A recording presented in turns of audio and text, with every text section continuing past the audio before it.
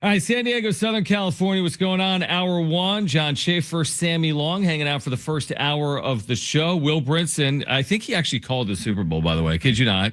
When he was with us last week, he said, honestly, the way I see it shaking out, because we kept saying, just give me a good game. That's what we're looking for. Give me a good game. He's like, I could see Seattle running away with it. With their defense, that like New England's just not in a position necessarily against a defense like that if they fall behind, to come back, and that's exactly how it played out. And we were just talking off air. I just had this random thought, Sammy, and I'm older than you, and I haven't even done this deep dive, but Brent and I are the same age.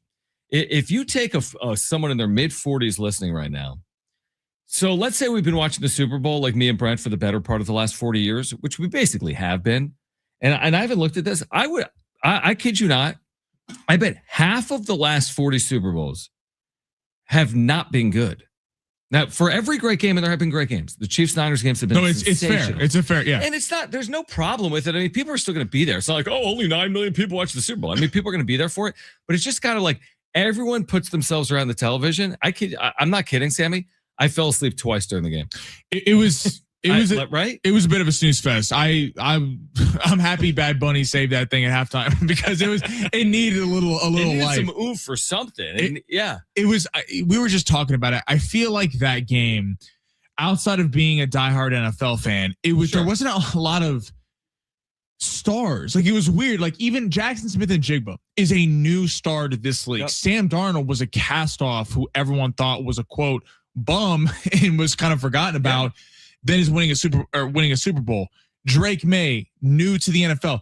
Even on offense, they don't have star players. Stephon Diggs is past his prime. Yeah. Kayshon Boutte is the other top receiver from LSU. I mean, it lacked a lot of. Kenneth Walker is the MVP of the game. He wasn't even like their starting running back. Like, say what you want about Chiefs Eagles, and you either love the Chiefs or you hate the Chiefs, or you love the Eagles or you hate the Eagles.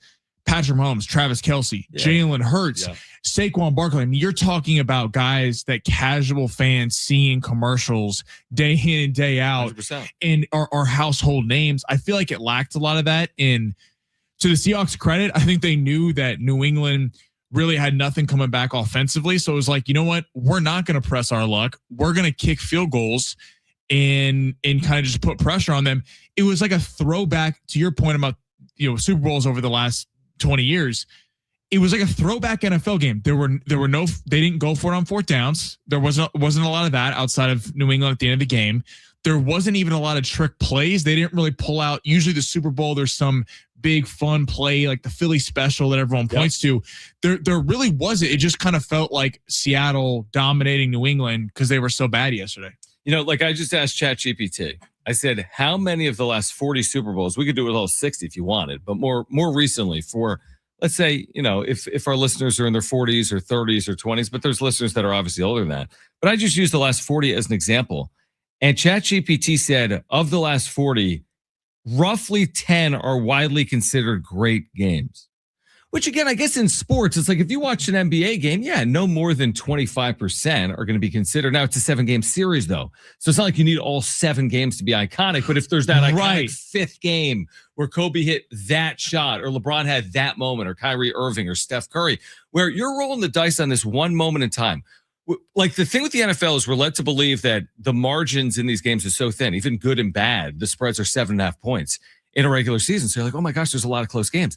But anytime you're deciding something in one example, anything can happen. So maybe it isn't that surprising that on average, maybe 1 out of every 4 Super Bowls are great games. And the other 3 are like, there's some moments, but like, how will you remember last night? Like, if I asked you 7 years from now, you're a diehard, you know the intricacies. If I ask most sports fans 7 years from now, they know Seattle won the game. They clearly won the game, but like, what's the defining moment of their win? What's the defining Jason Myers kicking field goals. The Michael Dixon, the punter, putting it beautiful inside the 3-yard line 4 times. Right. Think about Philadelphia beating New England. Philly special will always be that play. The Chiefs beating the Niners, the walk-off to McCole Hardman. I mean, these are like Aaron Donald against the Bengals, getting the sack. Like, these are iconic plays. Right, there's Rams Titans at the 1-yard line. Right. But again, these are classic examples. Not every game is Rams Titans at the 1-yard line, but you would like to believe that every Super Bowl has an iconic defining moment. What? Drake May getting sacked and throwing the ball to some random defender. I guess the Uchenna Nwosu pick six. I guess that would be, but fine. But to your point, I like it was over. Yeah, right. Your point about the NBA and Major League Baseball, because there's baseball, I know it changes per series, but in the NBA, let's say every series is 7 games. You're gonna have iconic. Think about the NBA Finals last year. The Pacers and Thunder. It wasn't a good series because every game, one team blew out the other. But you remember the Halliburton game 1 game winner. You remember game 1 was a good game and then Halliburton's ACL or Achilles. Yep. So in Major League Baseball, you remember defining Game 7 this past year. Even Game 7. Game even 6. Take obviously didn't work out for San Diego, but take that Padres Dodgers series. People remember Suarez in Game 3 coming in and shutting them 100%. Down. People remember the Teoscar Hernandez home run in Game 5. So there's always like these iconic moments. Into your end about when you have 1 game and not 7, you're not always going to get that. Yeah, when you have all the marbles in 1 game. Brent, what do you got? You're looking something up.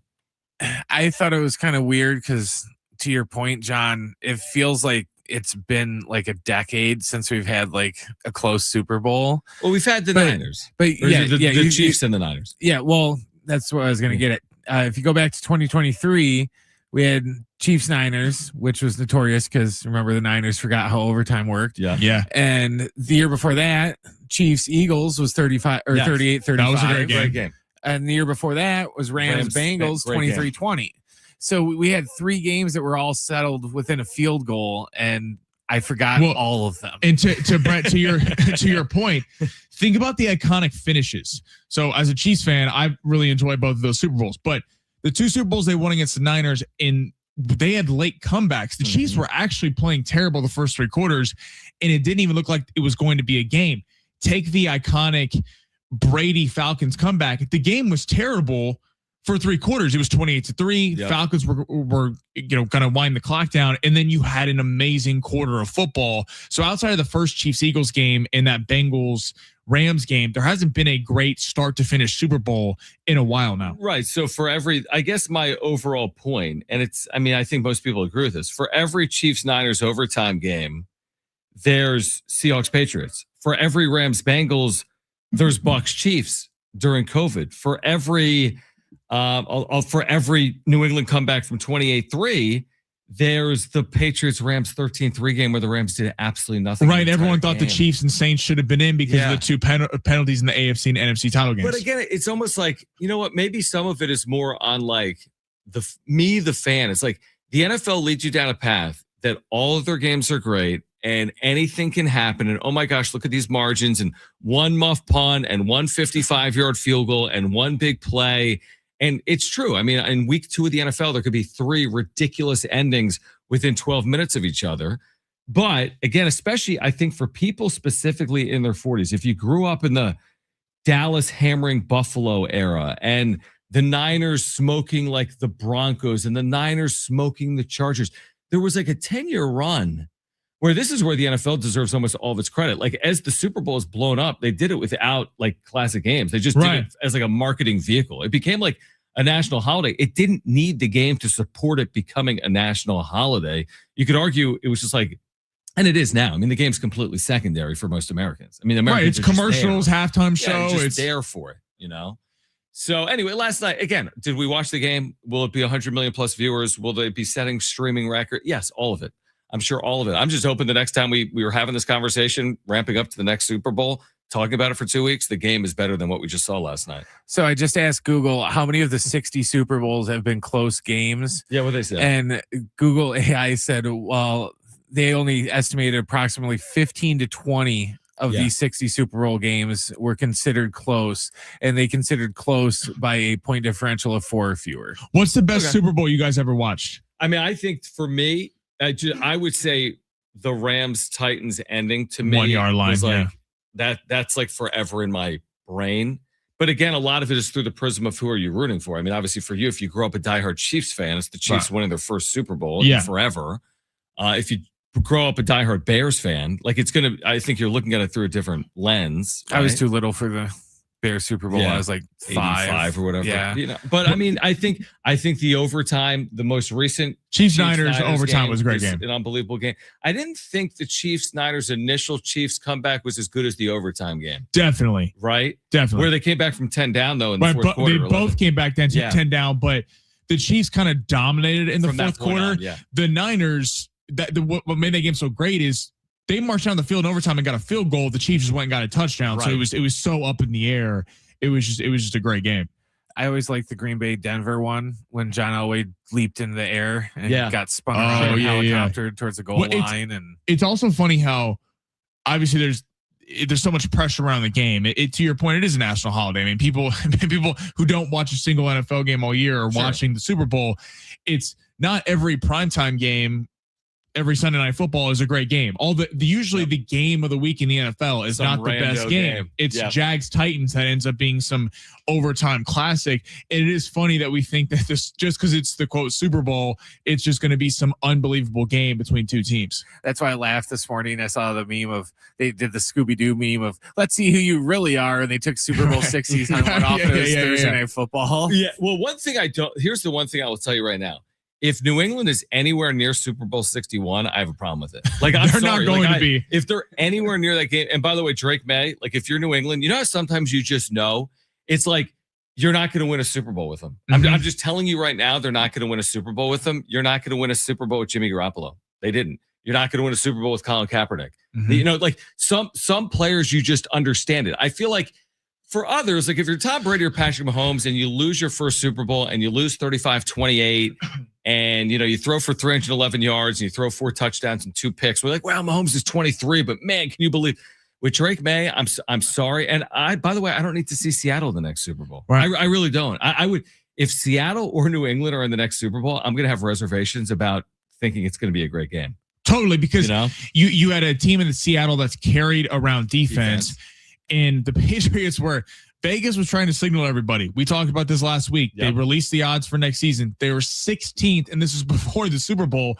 I believe they're one of the only teams ever to win 2 playoff games in a run while scoring less than 16 points. I mean, they did that against Denver and the Chargers. It's like you kind of had this feeling that Seattle was going to run away with it. And I was watching my family, and I was shocked how it was a 2-possession game for most of the night, and it was 9-0, 12-0, right? It was like still in doubt, but it was just so kind of lackluster, and the offense was just an abomination from the New England that you never really felt like it was a game, even though the score wasn't that far apart. Completely agree, but you know, some of those games, it's just like I'm trying to give another example, like the college football example. It's like, you know, some games that are 12-0 feel like the team can strike at an instant. And typically I'm thinking now about a Kansas City, like they're just going to awaken at some point. And then there's other teams. I'm watching Drake, man, like you can't complete a 6-yard pass. Literally. How are they possibly going to score? And the way they did score was so random. It was like back-to-back big throws where it's just like, he just like threw it up. Right. The touchdown in the corner was a great throw, but I'm like, it easily could have been intercepted. It just felt random when they scored. You know, usually when I watch a game, it's like, oh, give me a reason to watch. I felt like I kept being like, okay, give me a reason to turn this off. There were a lot of them when they were up 12-0. I was just like, okay, if they get another field goal, another point, it's over. If New England doesn't score here, I'm gonna change it. And then as soon as they went up 19-0, I'm like, okay, I'm out. And he missed him on the post. I mean, the game was in doubt, and he had him wide open, and he missed him. It was definitely a little bit of a snooze fest. It was I'm not kidding when I tell you I was passed out on the couch multiple times during that game. All right, let's switch gears because after the Super Bowl, we turn our attention towards baseball season. Pitchers and catchers reporting this week. Kevin Acee writing about it. What are the Padres' big storylines heading in to another spring training? Plus, Will Brinson, our NFL insider for a final time this year, will join the show at 3:30. And we have Aztec tickets to give away coming up next week against Grand Canyon. We'll give those tickets away. We have Charlie Puth tickets. He was at the Super Bowl last night. We'll give those away as well. Stay with us on San Diego Sports 760.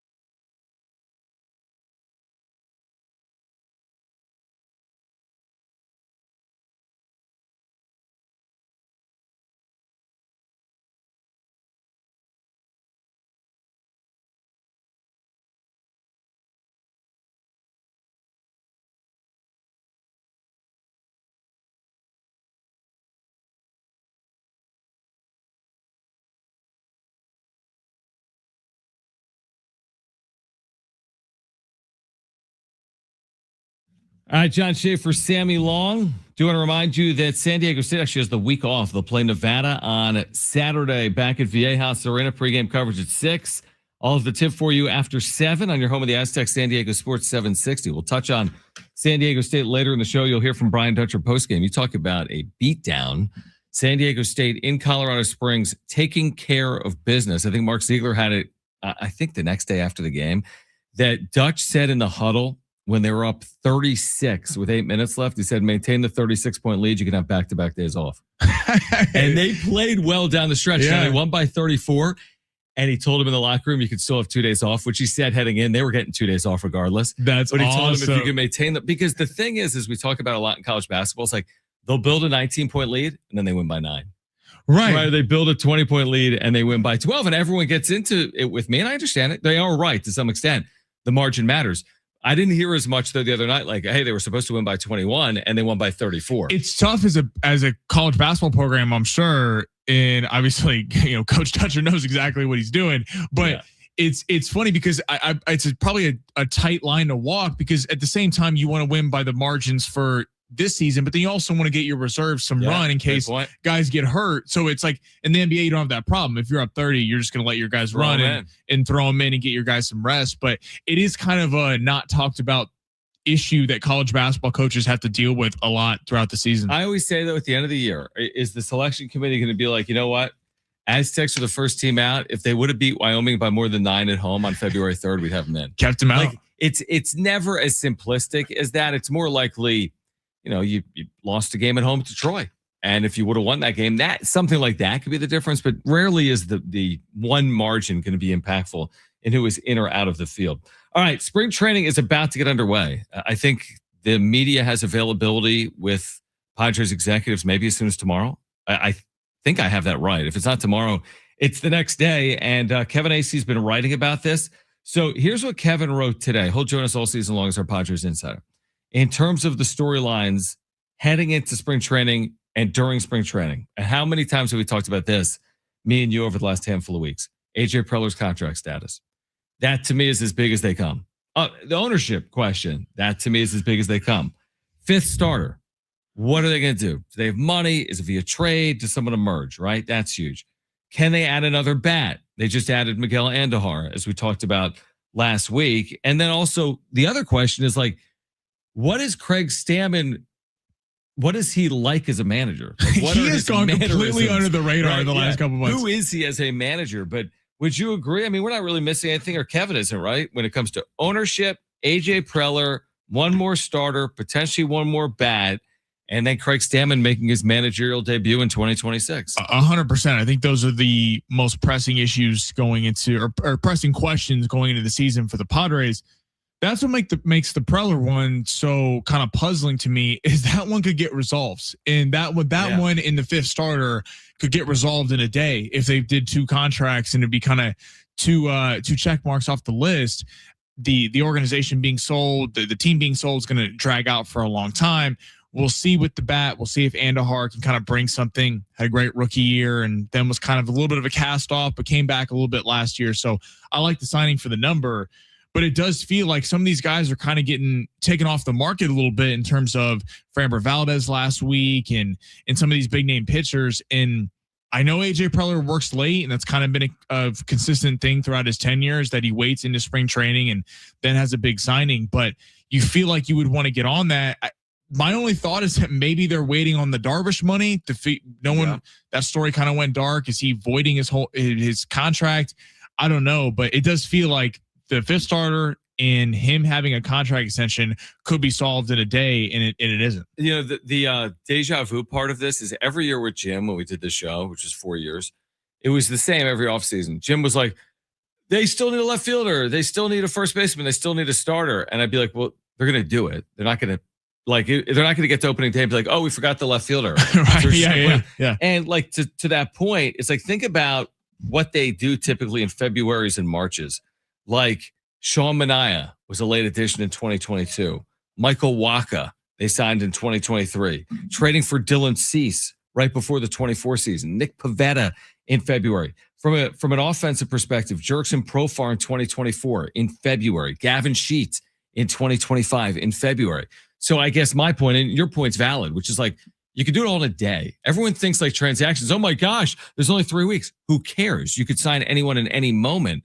So I guess my point is it'll all be dealt with. We don't know the exact timing. Maybe we'll hear from some executives about what their plans are here in the next 24 or 48 hours. But I won't doubt AJ Preller to do it. Now, what's the impact of the moves that are going to be made? Is it via trade? Is it free agency?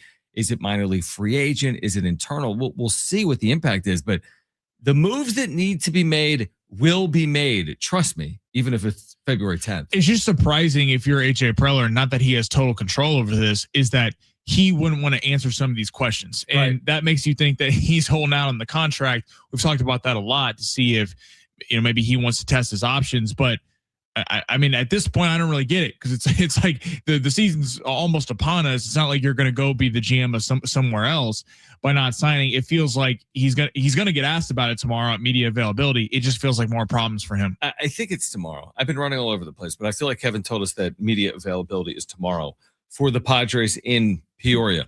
What do you see as the biggest storyline heading into the year? Ownership, Preller's future, adding a starter, adding a bat.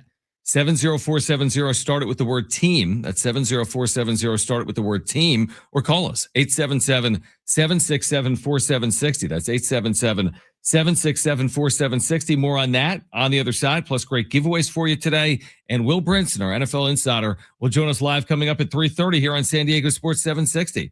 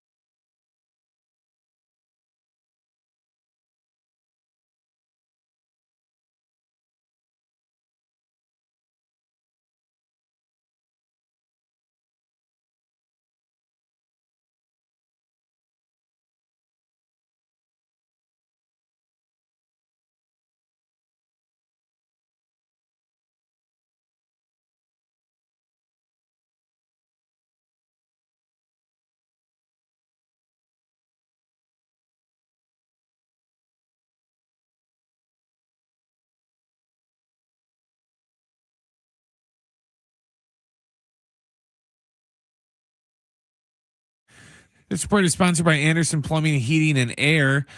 Last night, the Seahawks defeated the Patriots 29-13 to win Super Bowl 60.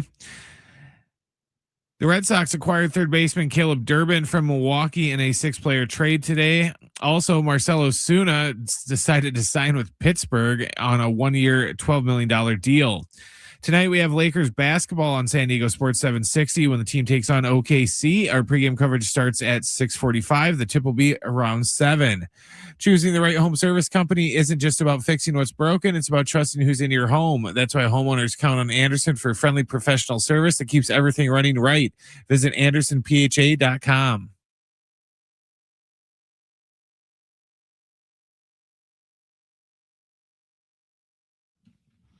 All right, John Schaefer and Sammy Long hanging out. Sammy's going to be in studio for the next 30 minutes or so. Will Brinson will join us at 3:30. Again, he kind of called it. He said he could see Seattle winning it in a bit of a snooze fest, and that's what played out last night. So Will Brinson, our NFL insider, back with us.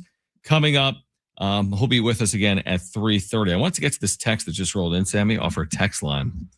Let's see here. Okay, I thought I actually said something else, so I apologize. But we can get your text, 70470. Start it with the word team. Again, 70470. Start it with the word team. We're talking a little bit about these Padres storylines heading into the year. Again, I would love if Padres fans got something answered when we hear from the team directly at some point this week. Specifically, you're not going to get an answer on ownership. Okay, that's going to be very quiet. That's not going to play out publicly, certainly from the organization. The Preller thing, I feel like the noise gets louder as it plays out every time he speaks. Because it's odd. You don't see this in any sport. So when did we last hear from him? We just heard from him when? FanFest? FanFest. And he got asked about it, and he was very kind of... So that was actually just 7-8 days ago. That was a week ago Saturday. And what did he say? He's like, I haven't had the time. It's been a little bit on me because he's like, I know we haven't done a lot of transactions, but I've been really busy. Brent actually might even have the audio, and if he does, we'll play it for you momentarily. But that was about 9 days ago. But then you say to yourself, well, hold on. This wizard of transactions who's seemingly able to make any move that is possible can't sign a contract. So it's not as simple as it was a bad excuse. It's not as simple as he has the PDF in his email and has to hit the electronic signature. Yeah.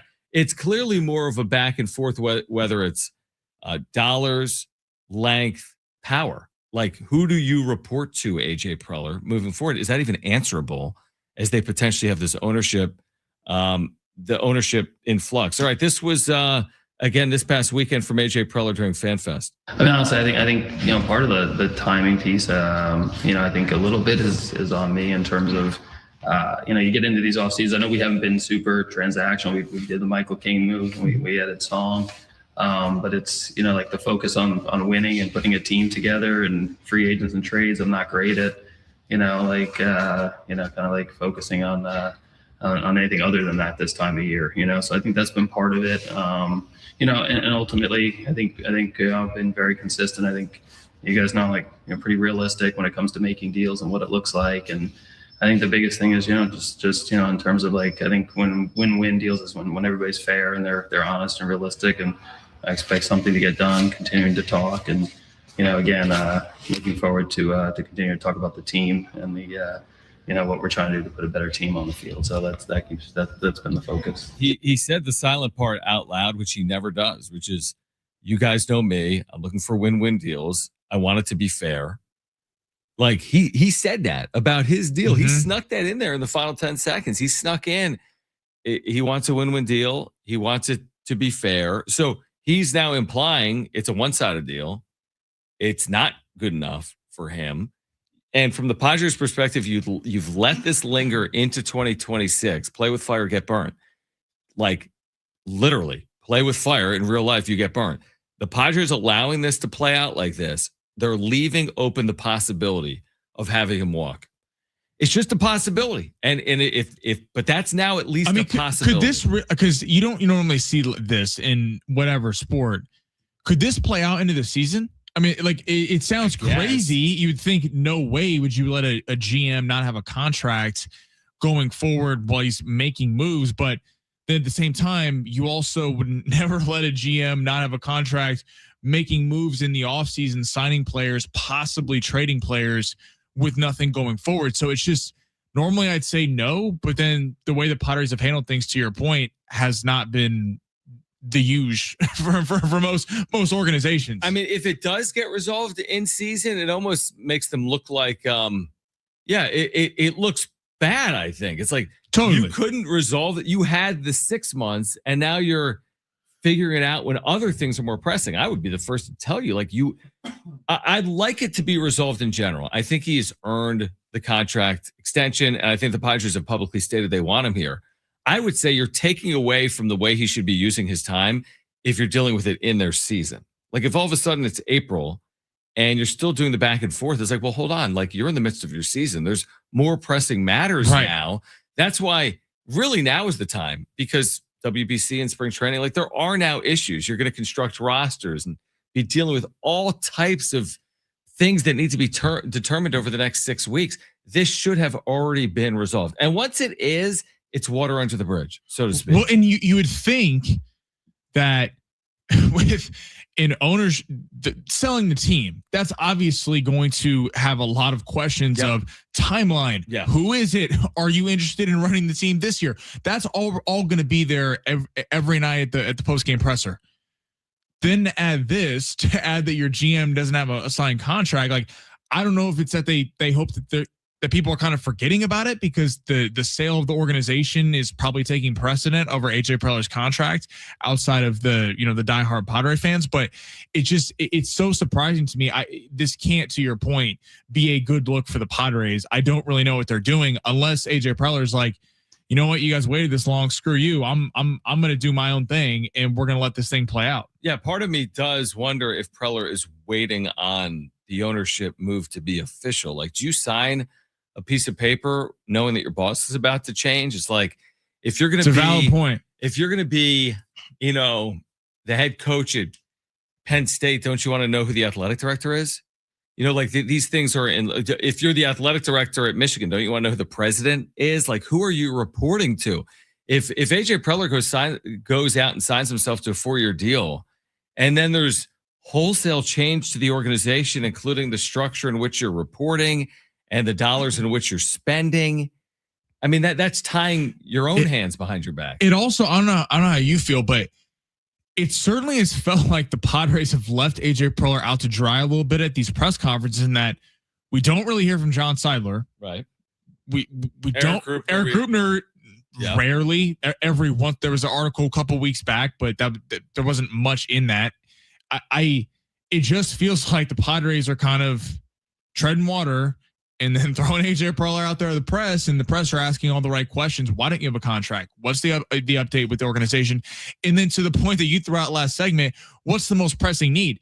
You'd think that the most pressing need would be, who's your fifth starter? Do you think this rotation is good enough going forward? Where's the bat? Is Andujar really the answer? Maybe he is, but is Andujar the big kind of offseason bat move? Marcell Ozuna just went to the Pirates today. So there's some hitters coming off the market, and it feels like that is completely all on the back burner right now because of so many organizational problems right now. You've heard of the term in general, staying the same is falling behind. It's like at the gym. It's like, well, you've been lifting, 155. Like, it's time to go to 175. It's time to go to 195 or whatever. I can't relate, but you know what I mean. Well, I know you're throwing up iron in the morning, John. Put the fives on the other side of the bar, or like with money. It's like, if you make the same amount of money every year, you're not making the same amount of money. There's inflation. $10,000 in 1939 was a lot more than $10,000 in 2026. I think we all understand that. You probably don't feel valued also for what you've done for the team if you're just staying the same the entire time. And it feels like in some of these areas, it's like there's a lot of staying the same. Like, look at the Padres transactions. It doesn't scream we got a leg up. Now, maybe they didn't fall behind, but they did re-sign Michael King, and they've done the Andujar signings, and they've done it on the periphery and around the edges. It's just like you do have to wonder, like, are they making the gains that are necessary? It's one thing to be like, hey, we're right back where we were, but even getting back to where you were, is that enough? And the answer, I mean, I would argue, is probably not. Like, you need to make gains. And are they really making gains organizationally with this ownership being in flux and with the moves that they've made this offseason? Right. It just feels like the Padres are going to have a good team this year. They're going to have a solid team. And to the point you just made, it feels like that's why people can get frustrated, because you felt like after 20, when the Padres beat the Dodgers in 2022, it felt like a rookie or second year quarterback breaking through and winning a playoff game and losing and going, guess what? We lost this year, but you know what? It's coming. We got a taste of a little success. The doors, but the dam's about to break and you're about to go through. And it's felt like each of the last 3 seasons. Now you get Juan Soto. There's some, different factors in this thing. It can't always be an upward trend, but it just feels like the Padres are kind of treading water. While whatever you think about what the Diamondbacks and the Giants have done in the offseason, they do have something to go to their fan base and go, hey, Luis Arraez is here. And whenever you think about Luis Arraez, you can go sell that to the fan base in San Francisco. It just feels like the Padres are kind of staying the same and expecting different results. And that, what's the definition of insanity? Doing the same thing over and over again and expecting different results. It feels like that's where we're at with the Padres right now. But you make a great point. It's like when Marino got there as basically a kid, they're like, well, he's going to be back. And when Joe Burrow got there, like, wow, he's going to be back. But sports don't always, it's not like you can't use the same analogy with the Padres. It wasn't just like one player got them there. It wasn't like, oh my gosh, they've got this generational player that's 22. They have Shohei Ohtani. And trust me, now that they beat the Dodgers, just watch. They're going to win 3 World Series. But it doesn't always work like that in sports, whether you got the best quarterback or the best player in, there's great players in the NBA. There's stars right now in the NBA that haven't fully broken through. And at some point, you kind of have to break through. Anthony Edwards and Anthony Josh Edwards gets to the Allen. Western Finals every season. It's like, but are they going to break through? And now the window for the Padres is like, you better break through sooner rather than later. All right, coming up at 3:30 again, Will Brinson, our NFL insider, his thoughts on Super Bowl 60. We'll react to, again, the Aztecs win over Air Force coming up next. We've got Aztec basketball tickets to give away to an upcoming game against Grand Canyon. We've got some other concert tickets to give away as well. We have tickets to see Charlie Puth, who sang the national anthem. We'll give away some tickets to his show coming up at Viejas Arena. We're here until 6 p.m. Sammy until 3, but I'm here until 6. Stay with us on San Diego Sports 760.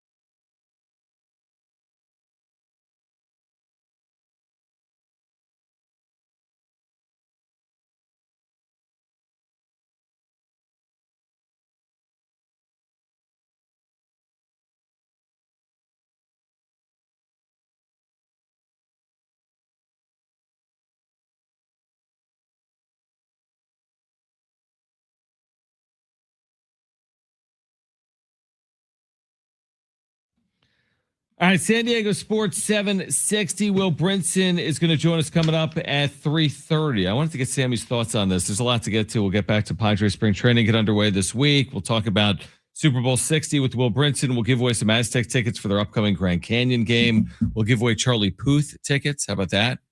Sung the national anthem. Or Brent told me maybe it was lip sung, but whatever. He did the national anthem yesterday. Right. It's Super Bowl 60. I need to get Sammy's thoughts on what's being reported today at Yahoo, which is that the NBA is going to vote on expansion this summer. Now, this has been widely reported, but Yahoo has followed up some of that reporting by saying that they are going to vote on expanding by 2 teams, that the front runners remain, and this is also not a secret, they remain Seattle and Las Vegas. I mean, to localize, it's like, we've literally had 25 years to do something in the sports arena. Like, this is not like a rocket science. If you ever wanted to get considered for something, like, you would have dealt with this since the turn of the century, and they just haven't. So forget about San Diego, unfortunately. And now, I mean, I'd be shocked if Las Vegas didn't get a team, utterly shocked. And I'd be very, very, very surprised if Seattle didn't. I don't know if I'd be shocked, but I'd be shocked if Las Vegas didn't get a team. And I'd be very surprised if Seattle didn't get a team. Well, if you're the NBA, you're sitting there going, we have 2 very safe expansion cities, because Seattle already had a basketball team. And as someone who lived in Seattle for 3 years, they did love their Supersonics. Right. Like, it was a big deal up there. They renovated Key Arena. Arena, because they got the Kraken up there. So you already got a arena ready to go. And it has been cool seeing Vegas. I mean, Vegas, people thought, was such a tourism city. You wouldn't home. I'm not talking about the Mountain West tournament, but like home sports teams, would they thrive? And the Golden Knights have been huge. The Raiders have been huge, getting the A's. So in terms of those 2 cities, I think would be great for adding to the NBA. I'm all for expansion. I'm curious who moves, though. Who kind of gets the golden lottery ticket to move out of the Western Conference? Because the Western Conference is sacked. You got Oklahoma City who's not going anywhere. Oh, interesting. You're saying what current Western, if you add 2. Wait, what is it right now? So it's 15-15? 15-15. So if you're adding 2 teams that are geographically in the West, are you moving 2 teams that geographically are in the eastern part of the Western Conference to the Eastern Conference? Like the team that, ironically, you just mentioned last segment, Anthony Edwards and the Timberwolves, would make logical sense in terms of where they are geographically. Like, Midwest tied. Maybe New Orleans moves to the east, but I mean, it kind of doesn't Oklahoma City geographically work, but you're not going to move the Oklahoma City Thunder if they're winning titles, are you? That's what I was wondering. Yeah. So, like, okay, to even out, because a lot of it has been thought of, is that the West is stacked. Now, the East has some talented teams. You got the Knicks, the Pistons, the Celtics are always good. Yeah. Right. So, I mean, you're moving, like, you got to move like the Memphis Grizzlies, because nobody cares about the Memphis Grizzlies. That's a great point. Memphis and New Orleans. Right. But the I'm just curious because, to your point, yes, geographically that makes the most sense. But considering the Western Conference, Oklahoma City, the Lakers, Houston, Spurs, you have a lot of really young, talented teams that are going to consistently be there. In the East is a lot more top heavy. I wonder if moving 2 teams in Memphis, who's kind of blowing that team up, New Orleans has some young talent, but is not a contender, makes sense. Whereas if you move Minnesota, who's a very talented team, Anthony Edwards, could you try to even out the East and West a little bit more? I feel like the NBA has never been concerned.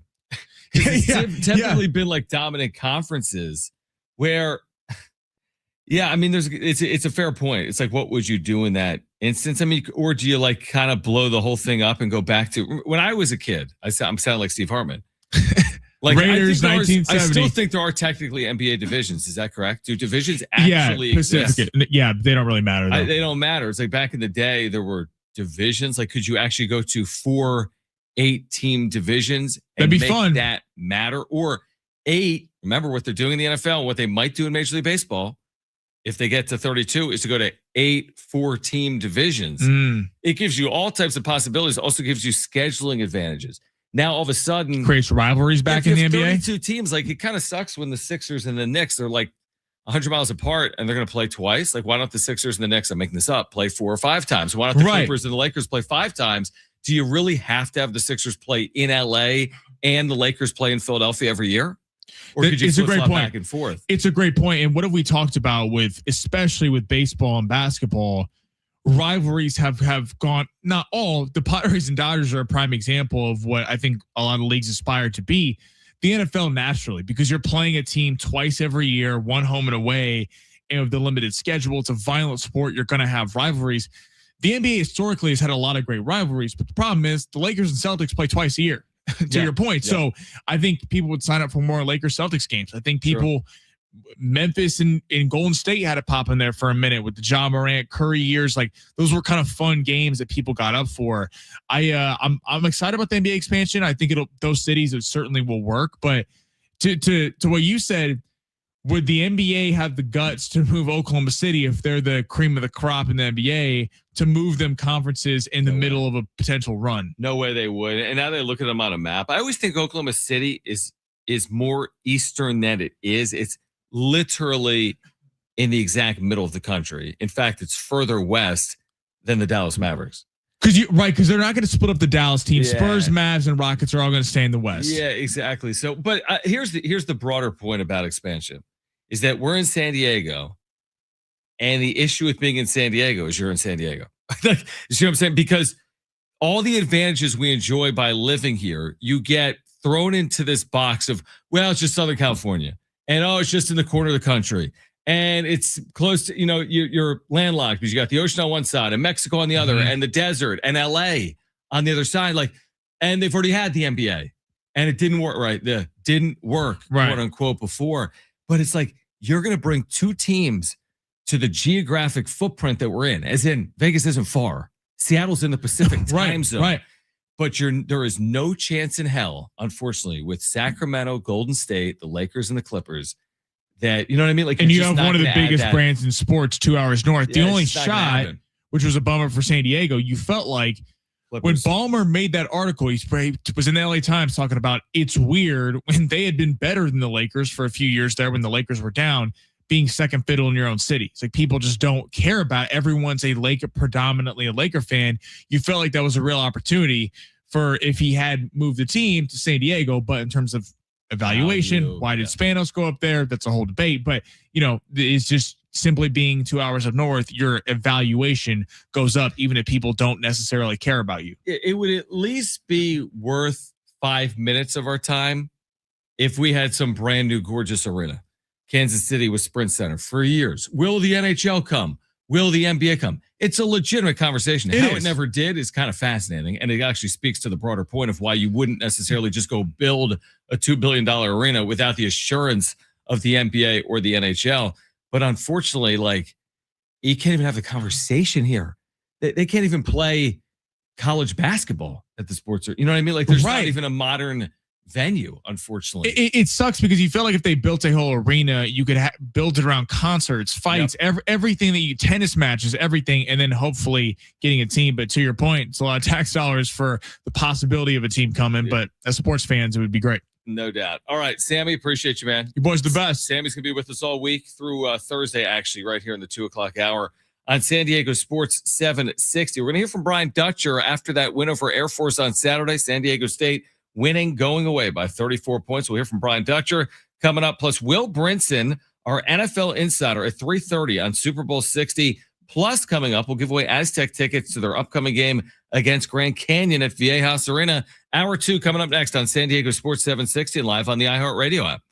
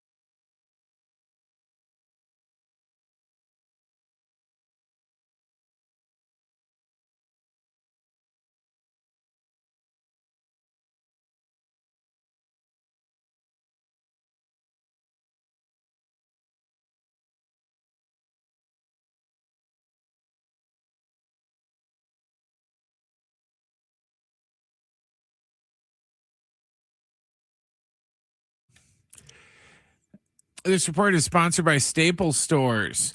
Last night, the Seahawks defeated New England 29-13 to win Super Bowl 60 in a snoozer. In Major League Baseball news, the Red Sox acquired third baseman Caleb Durbin from the Brewers today in a 6-player trade. And Marcell Ozuna signed a 1-year, $12 million deal with the Pirates. And a quick Olympic update of sorts.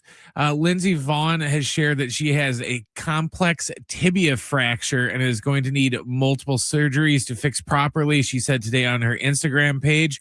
Vonn raced the downhill despite having torn her ACL in her left knee 9 days earlier with another crash. We have Lakers basketball tonight here on San Diego Sports 760 when the team takes on OKC. Pregame coverage starts at 6:45. The tip will be after 7. Staples has hot deals and super low prices on everything for your business. And right now at Staples, save up to $125 off your print order.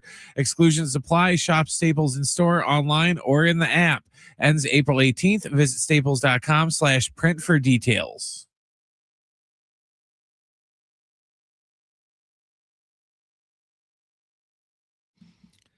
All right, hour 2, San Diego Sports 760. Trying to figure this out, Brent. All right, John Schaefer and Brent Sperry. We had Sammy Long with us in the 2 o'clock hour. We'll hear from, I think I put in the rundown, Brent, we'd play Brian Dutcher in the 4 o'clock hour. We're going to do that next few minutes if you have it. So we're going to hear from Brian Dutcher after the Aztec win over Air Force on Saturday. We're getting a bracketologist on the show this week. All right, I promise you that. It's now February. I have 2. Go nuts. 2. I don't know, man. I'm driving. But yeah, no, we'll have at least one bracketologist on the show this week. We're getting to that point of the year where, especially with San Diego State, like San Diego State is in the conversation. If you follow any of this stuff, which I do, and a lot of you might not, they're firmly on the bubble. I'm talking about the Aztecs. They're either last couple of teams in, first few couple of teams out, like commonly referred to in basketball, last 4 in or last 4 out, or first 4 out. So we'll see. Right now, they're taking care of business. I mean, tied for first place in the Mountain West Conference, beat Air Force. We have tickets to give away. Now, there's a game coming up on February 17th. So that's a week from Tuesday. A huge game. I mean, all these games are, is my point, because they're on the bubble. And we have tickets to give away. We're going to do it in 10 minutes. San Diego State Grand Canyon. You may recall the Aztecs had a heartbreaking loss in Phoenix this year on a late whistle with 1.6 seconds remaining, or 1.8 seconds remaining with a 1-point lead.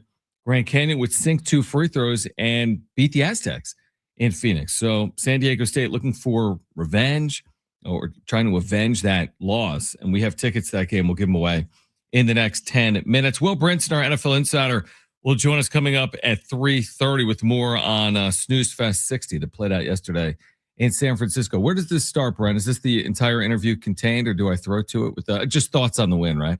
All right, so Brian Dutcher postgame, San Diego State all over Air Force. It's one thing to be favored by a lot. It's another thing to just do it. And they went to elevation. They won by 34. They've got a week off to get ready for Nevada. I caught up with Brian Dutcher postgame and asked him about the big win. Just trying to play with a greater sense of urgency for longer periods of time, So this was a stretch. We had 2 games we had to win, and leading into our bye week. And now we have a bye week where we can rest bodies. We can hopefully get guys healthy, and then we can fine tune some stuff that we haven't had a chance to work on. Situational basketball, length of the floor, need this. Sideline out of bounds, and need this. So we'll work on some situational basketball during this time, and then prep hard for Nevada.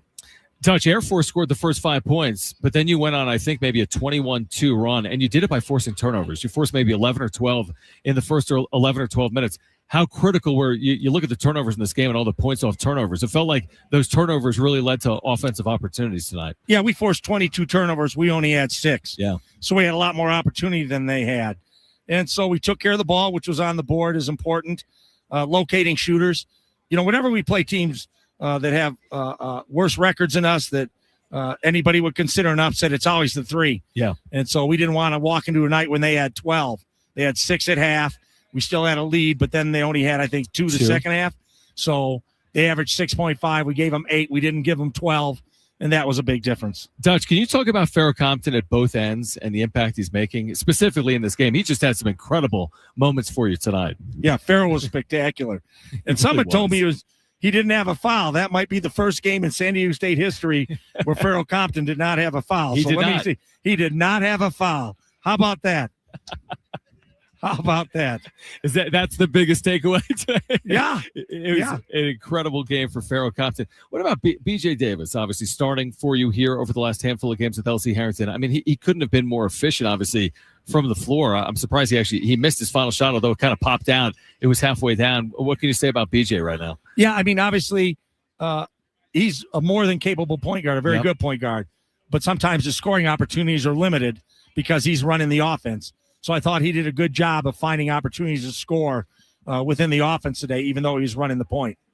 Dutch, a year ago in this building, I want to say Air Force attempted 44 free throws, their most ever in a Mountain West game. Tonight, there was so much more free flow to this game. How beneficial was that? I mean, their combined free throws in this game were 26. Last year, there were over 70 free throws when you were in this building. Yeah, it's so much better to play. And the refs got to call it the way they see it. They can't let things get carried away. But obviously, 44 and 27 are too many free throws for a college basketball game. So it was better to play low free throws, clock moving, and the game had a better flow to it than last year.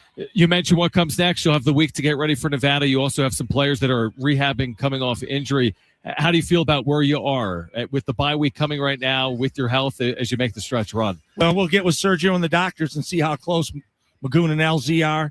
You know, they'll have some more testing that has to be done.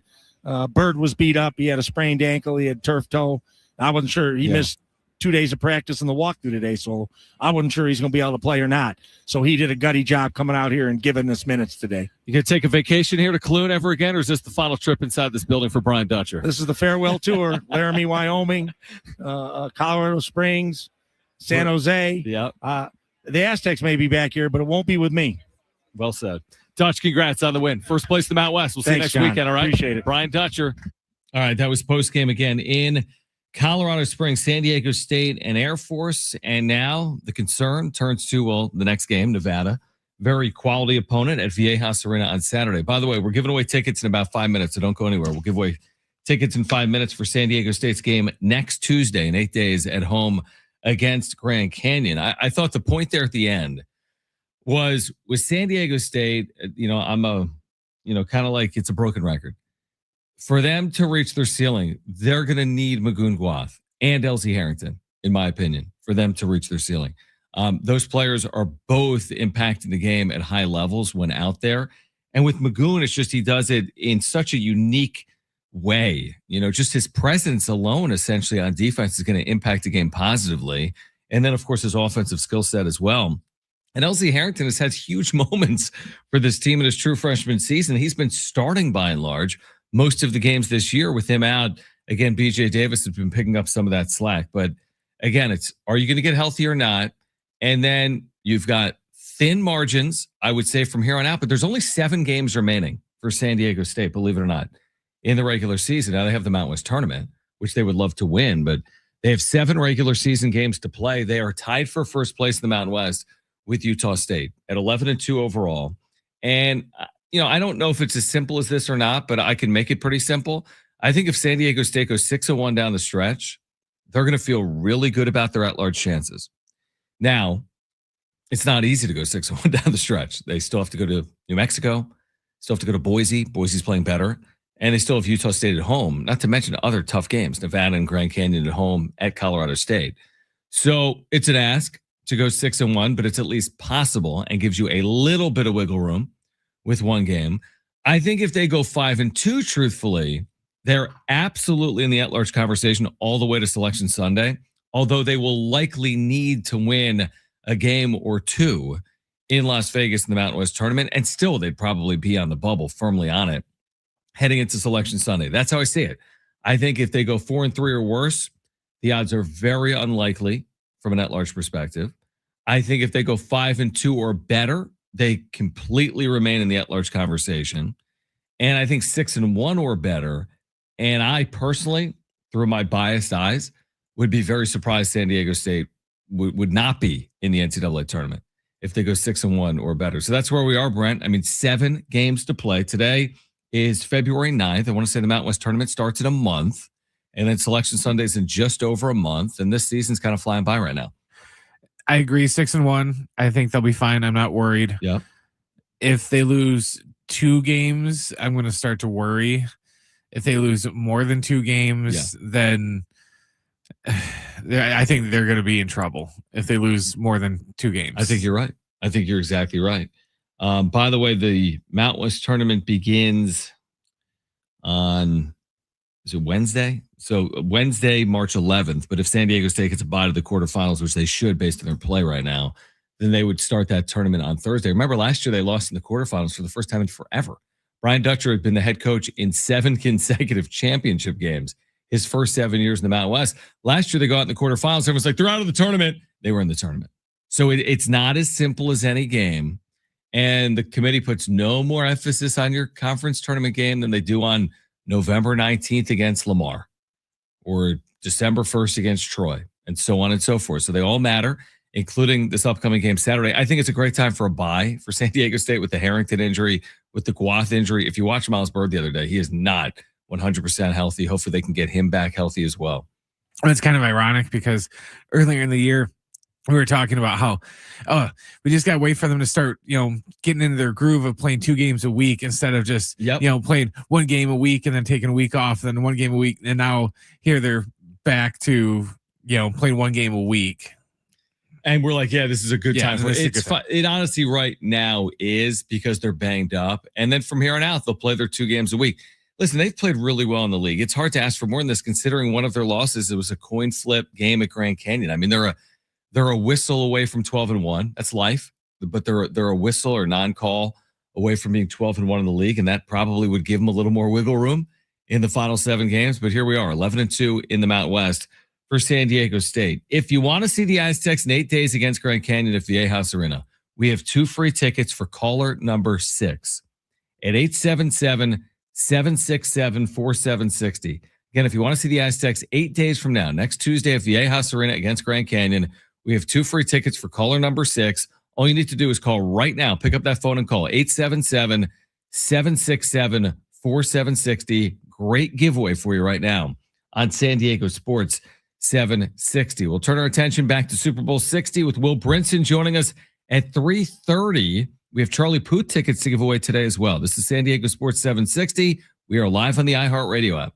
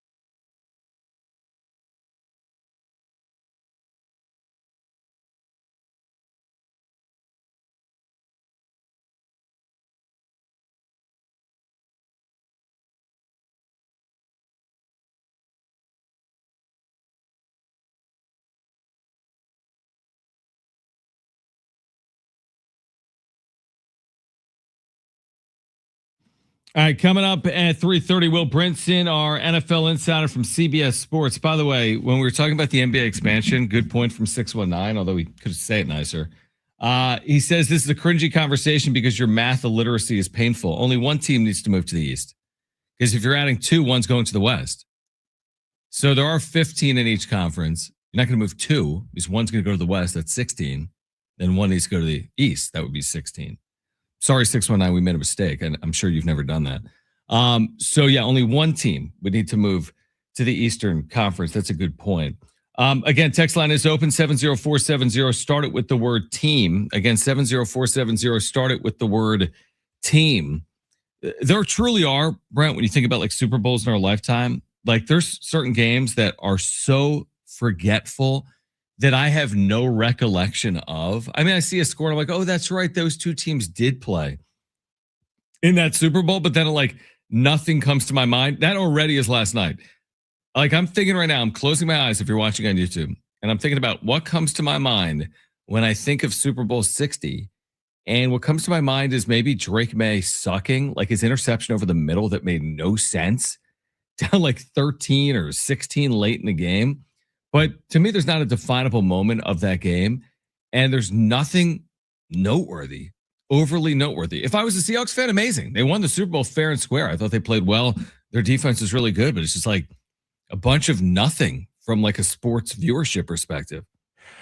For me, it's just like, last night during the game, they were kind of talking about, Drake May and, where he's going to go from here and how he would rebound from this and, yada, yada, yada. And they brought up, Joe Burrow. And yep, my mind goes, Joe Burrow was in a Super Bowl? Yeah. Because that goes to your point of that was like less than 5 years ago. Yeah, 4 seasons or something. Totally forgot about it already, that he was even in a Super Bowl. We talked about how we've had like 3 or 4 close Super Bowls in the last like 7 years, but it seems like it's been over a decade since we've had a close game because we've forgotten all of them because none of them have had anything really memorable. I would say the last like truly memorable Super Bowl was the one when the Falcons pissed away that 20-point lead in the fourth quarter. 25. Yeah. I was trying to be nice. But, when they pissed away the lead in the fourth quarter to, New England, I think that's probably the most memorable. And what year was that? That was like 2017. I don't even know. Yeah. That was a long time ago. So there have been, again, I think the Chiefs Niners games are really good, including the overtime game in Las Vegas. I don't even know what the point is I'm making. I guess, listen, the NFL has the benefit of they could put any two teams out there and have any result, and TV viewers are there. Major League Baseball, you can't put any two teams out there. Like if tomorrow the Brewers played the Mariners in the World Series, it's not bringing the same eyeballs as Dodgers Yankees. We all understand that. Now, the games can help that to some extent, but you can't just have a boring World Series and expect the viewers to be there for you. You can have a very boring Super Bowl and the viewers will be there for you. Yeah, but that's the case of the NFL's at the stage of they're too big to fail, to where, they could have trotted out, a group of fourth grade, kids out there. It had, Snoop's Pee Wee team or whatever he used to coach go out there and play. And they would probably draw 12 million people to sit there and watch it just because it's so big. And the Super Bowl, it's not so much about the game so much anymore because yes, tomorrow it's going to come out about the 8 gajillion people around the world that watch the game and everything, but it's a matter of how many of them actually watched it, how many households had the game on, and then you just had 40 people in a room while the game was on, but they didn't actually watch it. Well, that's always going to be a lot. Yeah. So I think it's one of those things where people, I think that's another reason why people forget about some of these games too, is because it's not like, if it was a week 16 game, you might pay more attention to it because you're at home watching it by yourself. You don't have, a group of 40 people over your house just to watch a random, Bengals Seahawks game. But Super Bowl rolls around, you're going to have all those people, so you're not going to pay as much attention to it. And I think it makes it easier to like just forget the games. Yeah, no, I think all of that is true. I really do. I think all of that is true. And listen, it's not an indictment on anything. I mean, it's sports. You can't predict what's going to happen. Sometimes you think you're going to have the greatest game of the year in the regular season, and it's a dud. And other times you think you're going to have the greatest game of the year, and it turns out to be an incredible game. Or vice versa. You think you're going to get a dud, and you walk into a good game. Super Bowl 61 could run circles around Super Bowl 60 or be similar. We don't know who's going to be in the game, but the one thing that happened this year, Brent, is it was almost like in the ramp up, which was uninspiring, as we talked about, and uneventful and relatively quiet. It was then like confirmed with the game. It's like all the lack of hype then met the lack of intrigue in the game. It almost like was like perfectly, they met each other in the exact same spot. Like the ramp up wasn't that exciting. The game itself wasn't that exciting. I'm completely turned off by the idea of Drake May being another Super Bowl anytime soon. And now I'm already looking for fresh blood next year. It's almost like the NFL knew this was going to happen to where as soon as the matchup was set, they're like, oh God, this is going to be a dog ass of a game. That's just, we'll just do as little promotion as, necessary this week. And we'll just let it go. And, people are going to tune in anyways, and we'll just let them, bitch and moan about it after the thought, but we just won't even bring it up this week. Yeah, and again, it's like we kind of said all week, like, yeah, it's a 4.5 point spread, which by Super Bowl standards is a little elevated. And Seattle was playing out west, and the home of the Niners, they had just won there. New England hadn't played anyone in the postseason, had the softest schedule. Were they paper tiger? And it all just played out in front of our eyes. I will give him this. The stadium looked nice. It did. It looked good. Yeah, nice weather. Good day. There's nice weather. Yeah. I like the West Coast Super Bowls because dark. Because they kick off, you get a little bit of sunlight for the first quarter. I always like that. Also, I haven't looked at the locations, but it seems like we've been doing lots of dome and AstroTurf Super Bowls lately. It was kind of nice just to see the, everything on natural grass, and they went, the classic thing with just putting the shield, at the middle of the field and stuff. Sometimes they get too cute with the Super Bowl logo and stuff. So they kind of went old school with all the logos. I thought it looked nice. Next 2 years, which are the only two announced, SoFi Stadium, I guess technically indoors on turf in Los Angeles, and then indoors in Atlanta at Mercedes-Benz Stadium. All right, Will Brinson, his thoughts. He predicted this. He said he could see Seattle running away, and that's exactly what they did. Will Brinson, our NFL insider, as we head into the NFL offseason, full reaction to Super Bowl 60 on the other side. Plus, still ahead, we'll give away Charlie Puth tickets. He's coming to Viejas Arena on April 22nd. We'll give those away in the 4 o'clock hour. This is San Diego Sports 760. We're live on the iHeartRadio app.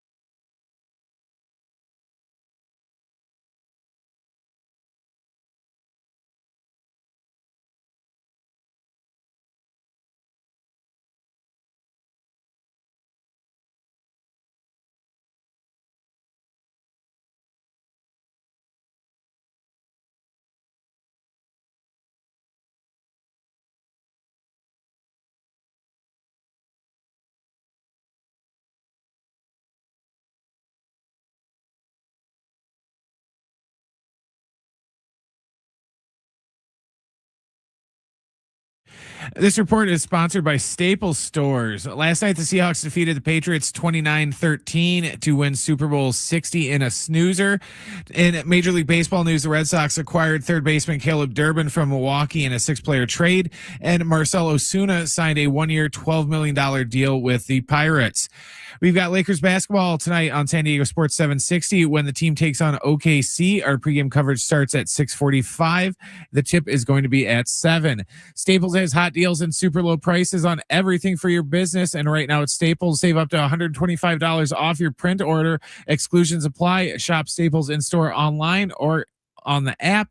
Ends April 18th. And visit staples.com/print for details.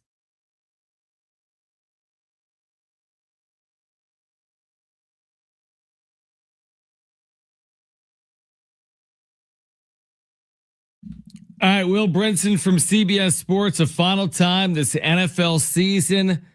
You called it, Will. I mean, you said you could see what playing out, and it did play out. We can get into all kinds of different angles coming out of this. I mean, this was a tough watch, in my opinion, but Seattle, to its credit, fair and square, wins the Super Bowl. I mean, what was your reaction to what you saw on field? Because it sounds like what you could see playing out is what played out. Yeah, it's one of those things where, obviously it's a brutal watch. It's a little bit easier to watch a bad game when you predicted that it might be a bad game and that it might be the exact type of bad game that it ended up being. And also, if you're, an NC State fan like me and, rooting against the Patriots and Carolina's own Drake May, and, that made life a little bit, and, like a Matthew Stafford stand, for MVP. So that made it a little bit easier.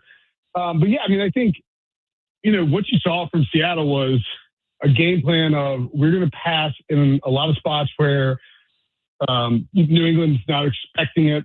We're going to take the points. And Mike McDonald was one of the bottom 5 coaches in the league this year in terms of going for it on 4th down. So not a huge surprise that they made, that decision and kicked when they did, especially, it was like 4th and 7, 4th and 9, 4th and 12. Like they just, and they have a kicker who kicks there once a year. He was comfortable, weather conditions good. And he had this elite defense on the other side. You're just basically daring the Patriots to do anything on offense. Now, I think in the next week, we are going to get some kind of report about Drake May having some kind of procedure on his shoulder. That's just my gut. I think maybe he's a little more injured than the Patriots let on. Whether it's a cleanup or something like that. They weren't nothing big, but I mean, they didn't try to throw downfield, really. Like one of those the early throw he had downfield was a moon ball out of bounds. They had the stuff later on when they were desperate to Mac Hollins, it worked. But, this is a defense that did a lot of stuff and really confused May on the back end, led to him holding the ball a lot more. And ironically, maybe even seeing ghosts, since that's what Sam Darnold was doing famously against the Patriots. Right. I think it's like, I think it was just a stark reminder that the NFC title game may actually have been the real Super Bowl, because whoever got to that game against New England was probably in a pretty good spot given the skill sets with Seattle's defense and then, of course, the Rams offense. Yeah, I agree with you. And Will Brinson's with us right now on San Diego Sports 760. And you're right, with the benefit of hindsight, we knew about May not being maybe 100%, but it's the NFL and they've played like 20 games. But go back to that moment in time where the game certainly was not over. They were driving. They were approaching midfield. It was 19-7, with still over 8 minutes left in the game. And he threw that duck of a pass over the middle.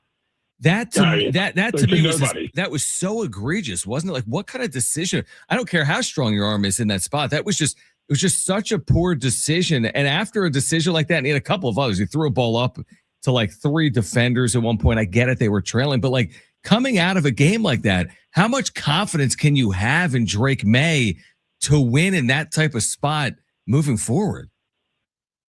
Well, I mean, and again, you can call me a homer if you want, but I have experience in. I had experience in Drake May never beat NC State. They never beat Clemson. They right. Never at Carolina. They never really won it. They lost to Oregon in the bowl game. They never won. He never won any huge games. He went to a Super Bowl, so he won a couple of big games. But I mean, the Patriots, just in terms of how 2025 played out, they had maybe the easiest schedule in NFL history. And then in the postseason, they get the Chargers with no tackles. They get the Texans without Nico Collins. and a bad CJ Stroud. And then they get, Jared Stidham in the Broncos before facing a really good Seahawks team. So it's like, Moses parted the seas for him, but they couldn't quite close it out. And I think May's going to be a really good quarterback. Josh McDaniels did some great stuff with him. They took huge strides this year, obviously. But here comes another Patriots dynasty talk, probably a little overblown, although this is going to be a really good team because they have cap space, they have talent, they have to shore up the offensive line, of course. But, I think Will Campbell, who had just a terrible night, he hadn't been the same since he came back from injury. So you would think that he probably improves as they go along. I trust Mike Vrabel as a coach, although oddly enough, kicking after they scored that touchdown. Mm-hmm. I haven't seen anybody asking about it. I think it had to have been just like for lack of a better word, a brain fart, because I can't conceive of an NFL analytics chart that would tell you to kick there instead of attempting a 2-point conversion to make it 11, which is a touchdown and a field goal, obviously, versus, you missed the 2-pointer and it's basically the same thing. You need 2 touchdowns. So, yeah, I think,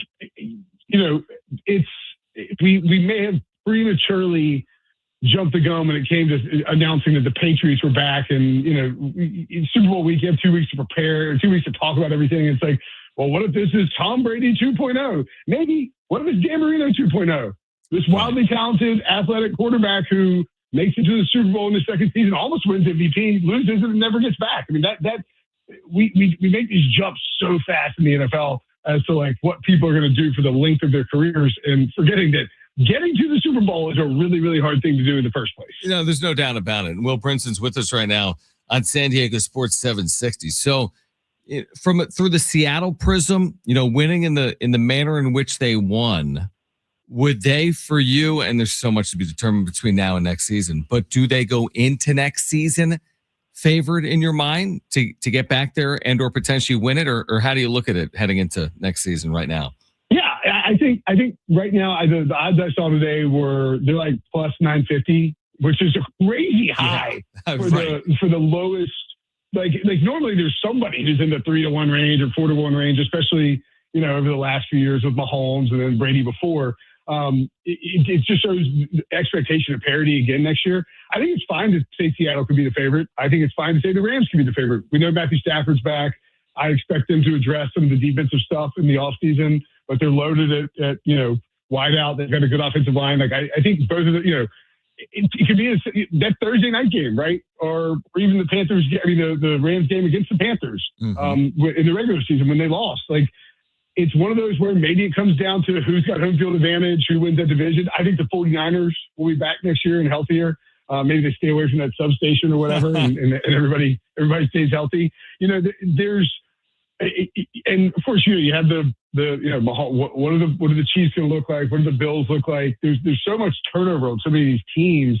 But yeah, like what the Seahawks have with Mike McDonald as the coach, all those players on defense that they've sort of built up, and John Schneider, GM, they have obliterated their last 3 drafts, like crushed it. It's very reminiscent of the Legion of Boom in that, once we got a year into it and everyone started to really look at how these players from 3 straight drafts were performing, we're talking like 9 starters or something like that, and like meaningful starters over the last 3 years. When you have those picks in place and you hit on them in such rapid succession, it really opens up the window for repeating or for being dangerous to get back. And of course, and like Sam Darnold's now won a Super Bowl, and he didn't play perfect, but he made some throws, lost Jackson Smith and Jigba for a good portion of it. And, Cooper Kupp and AJ Barner were able to convert a ton of third downs that ended up being massive. So like, yeah, I think the Seahawks absolutely have a repeatable formula because that defense is so good and they have so many young players and a competent quarterback and a great coaching staff. But they're also going to lose Clint Kubiak. Like, let's see who they hire and how that goes. Because 2 years ago, and granted it was Gino, not Darnold, but like that offense was a major problem until they upgraded this offseason and got Kubiak. So I think that hire is a pretty big one in the prism of like how good. What is the Seahawks feeling? Subjective question, like a lot of questions are in sports. This Seattle championship Super Bowl winning team is where in the hierarchy of teams, 14-3 regular season, somewhat dominant postseason? Like you think about the Niners win, this win. Like, is this a top 10 all-time Super Bowl champion? Is this a top 30 all-time? Like, where would you, again, that's asking, there's 60 Super Bowl champions. Like, where does this team rank in your head among maybe recent champions?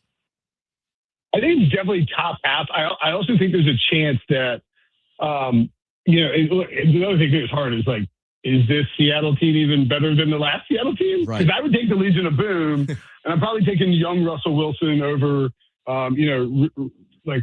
revamped Sam Darnold. The receivers probably better on this team, and I think a lot will be determined by, because the Legion of Boom's sort of aura got built up by them coming back the next year and being utterly dominant again on defense and just showing they could repeat that formula. So it's like, how does this team, follow? Like, how does this team back up the Super Bowl win on defense?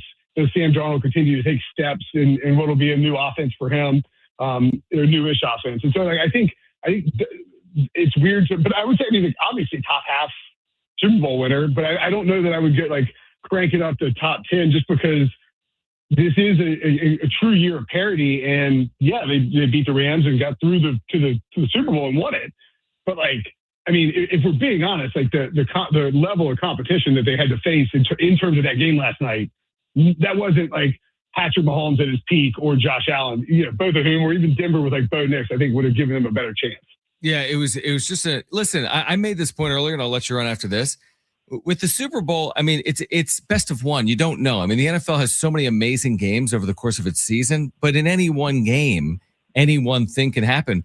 I'm 45. I don't know how old you are, but when I think about my lifetime, I had this. I'm 44. You're 44. So I think about it. I coming to work today. I'm like, at least half of these games kind of suck. Like, there's been some amazing games, but when we were younger, there were a lot of terrible games. And now, again, for every great game, and they have been in there, the Patriots come back against the Falcons. I mean, there's a number of the Niners, Chiefs, 2 games, including the overtime game. But then there's a game like last year where the Eagles were up by like 30 points. And then there was last night, there was the 13-3 Rams loss. Like, it's a bit of a coin flip, isn't it? Whether you're going to walk into a good game or a bad game.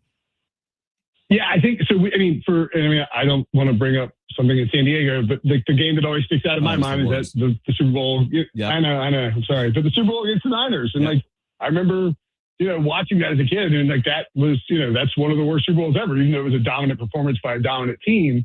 We had this like stretch from, I guess, like 2007 to like 2014 of just incredible Super Bowls almost every year. And there's like 1 or 2 in there that aren't great. But then like since then, we have had some good ones, but like some of these, I mean, it's been a little run of like some stinkers. And I don't know if that's, like the one conference is better than the other. And it's like a cream rises thing. And you get like the NFC has just been deeper and stronger. And maybe that's Mahomes and Allen kind of keeping the competition down, stuff like that. But yeah, I mean, I think we're due for a pretty good Super Bowl. I mean, definitely, no one's ranking last night's Super Bowl in any top half of like the all-time Super Bowl. Right. Like that, the Panthers and Broncos Super Bowl in 2015 was a bad one. And it was ugly. It was defensive. But it was definitely, I think more entertaining than what we got last night. I would say too, like there's been the 2 trends in the NFL the last couple of years. One, elite defenses have made it to the Super Bowl again. It hasn't been these sort of like powerhouse offenses going off against one another, like a Patriots and Falcons Super Bowl.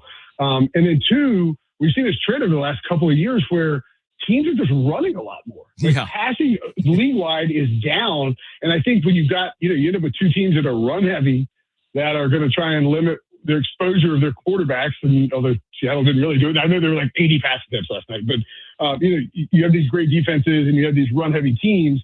That's probably going to result in a little less aesthetically pleasing matchup. And that's sort of what we got last night. Although, look, I mean, it's always impressive to see another team just take over, and Seattle's defense did that. Yeah, they really did. They really did. Will, always appreciate it, man. Great perspective. Thank you for taking time for San Diegans throughout the course of this football season. Enjoy the quote-unquote off season. I'm sure it'll be slow, right? The NFL is so slow in its off season, but appreciate it, man, and be well, all right? All right, we'll talk soon, man. See you, bud.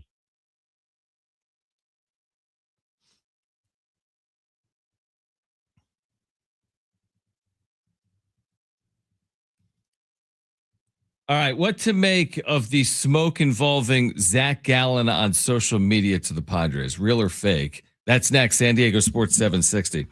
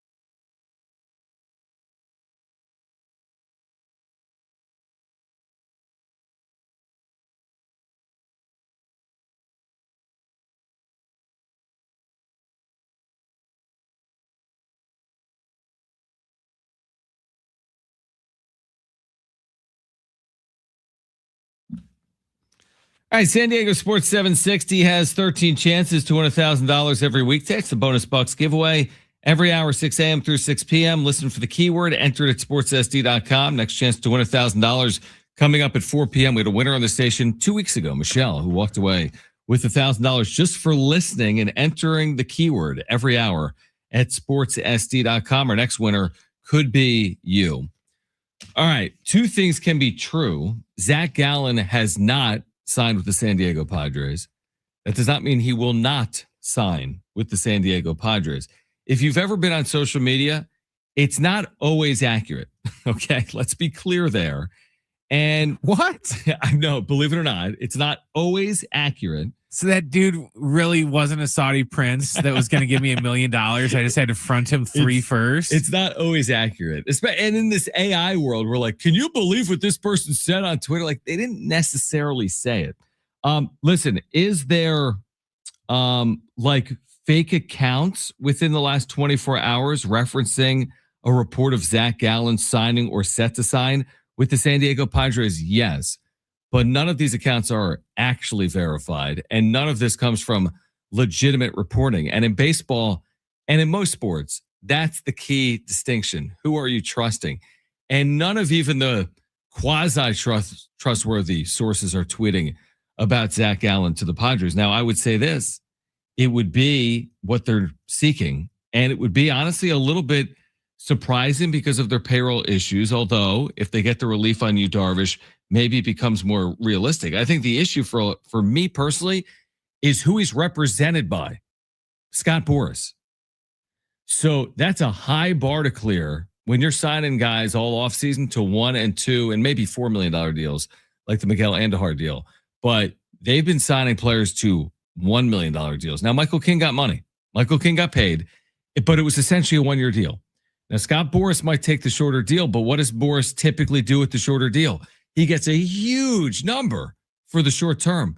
The 1 year is inflated. The Padres, to me, are one of the last teams to inflate a salary for a player on a 1 year deal and would be much more inclined for the creative, team-friendly, option-friendly deal that we saw with a player like Michael King. So would I like to see it? Yes. We talked a lot about Zach Gallen maybe 2 weeks ago. Had a down year. I trust Zach Gallen. I think he bounces back. I think he has a good year. But he's represented by Scott Boras. The Padres are exploring a sale and reportedly have very little money. And until they get some relief out of Darvish, it seems maybe a little far-fetched as we sit here right now. A little, at least. I am always hesitant when it comes to Boras clients actually being interested in joining the Padres, just because he uses San Diego as a red herring so much to where, in reality, Seattle and the Red Sox are the two teams that are, vying it out for his client. But he'll throw in there, teams that are interested are the Red Sox, Seattle, and now a new front runner, San Diego. Right. And he just does that knowing that there's no chance in hell that the Padres are going to pick this player up. He's just doing it to try and make the other two teams go, oh, well, we better hurry up and strike now while the iron's hot before the Padres go and, do something. Yeah, I mean, to that point, I'm always like looking at it through the lens of like, make it make sense. And I do agree they could use veteran starting pitching. And we talked about Nick Martinez and Lucas Giolito and like the Justin Verlander possibilities. And we mentioned Zach Gallen. Now, the difference, Gallen's only 30. And he's represented by Scott Boras and clearly wants a somewhat longer deal than just some 1 year deal. Now, do you test the market again in a year and get some huge AAV, some huge contract for the 1 year? Again, that's not the Padres. The Padres are not signing that deal. I wouldn't think. It would surprise me that they do surprising things. And I'm not saying it's impossible to imagine Zach Gallen signing with the Padres, but I am saying it's somewhat challenging to see it come to fruition with Scott Boras as the representation. It's just somewhat hard to see the Padres overpaying for a player when they don't have the money to spend. It would be a significant move when you pair him with King and Musgrove and Pivetta and Vasquez, and back your rotation now has options with the JP Sears of the world and the Vasquezes and the wherever else you can turn. So I think they desperately need a pitcher of the caliber of Zach Gallen, but I desperately need a lot too. It doesn't mean I necessarily am going to get it. So yes, I see the tweets too, and I've seen them previously. The reason I'm not starting my show or our show with news like that is I'm never going to do that to Padres fans. If people want to bring it up and say, what's the deal with the Zach Gallen possibility, then I'll talk about it. But I'm not gonna start a show and be like, it's happening. It's being reported by some random account with spelling mistakes in their name with 89 followers that's following 1,130 people, but has an MLB logo and a check mark that they bought for $6.99 that Zach Allen's going to sign. And I'm not telling you right now definitively it's not happening. I'm just giving you reasons why it's at least somewhat hard to envision it happening. I think there's other more likely starting pitcher candidates than Gallen as we sit here right now. Maybe that changes if the Yu Darvish money comes off the books. All right, we will get to the wrap coming up in the 4:00 hour on the other side. Plus, we're giving away tickets to see Charlie Puth in concert this April at Viejas Arena. Hour 3, San Diego Sports 760 and live on the iHeartRadio app is next.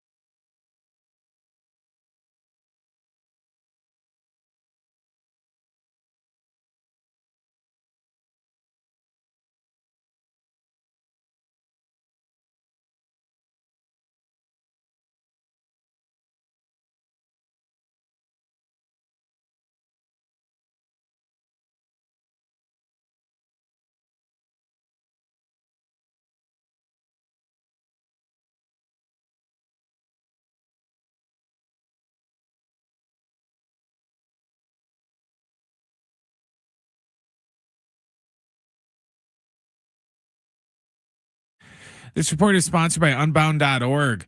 Last night, the Seahawks defeated the Patriots 29-13 to win Super Bowl 60 in a snoozer. In Major League Baseball news, the Red Sox acquired third baseman Caleb Durbin from the Brewers in a 6-player trade, and the Pirates signed Marcell Ozuna to a 1-year, $12 million deal.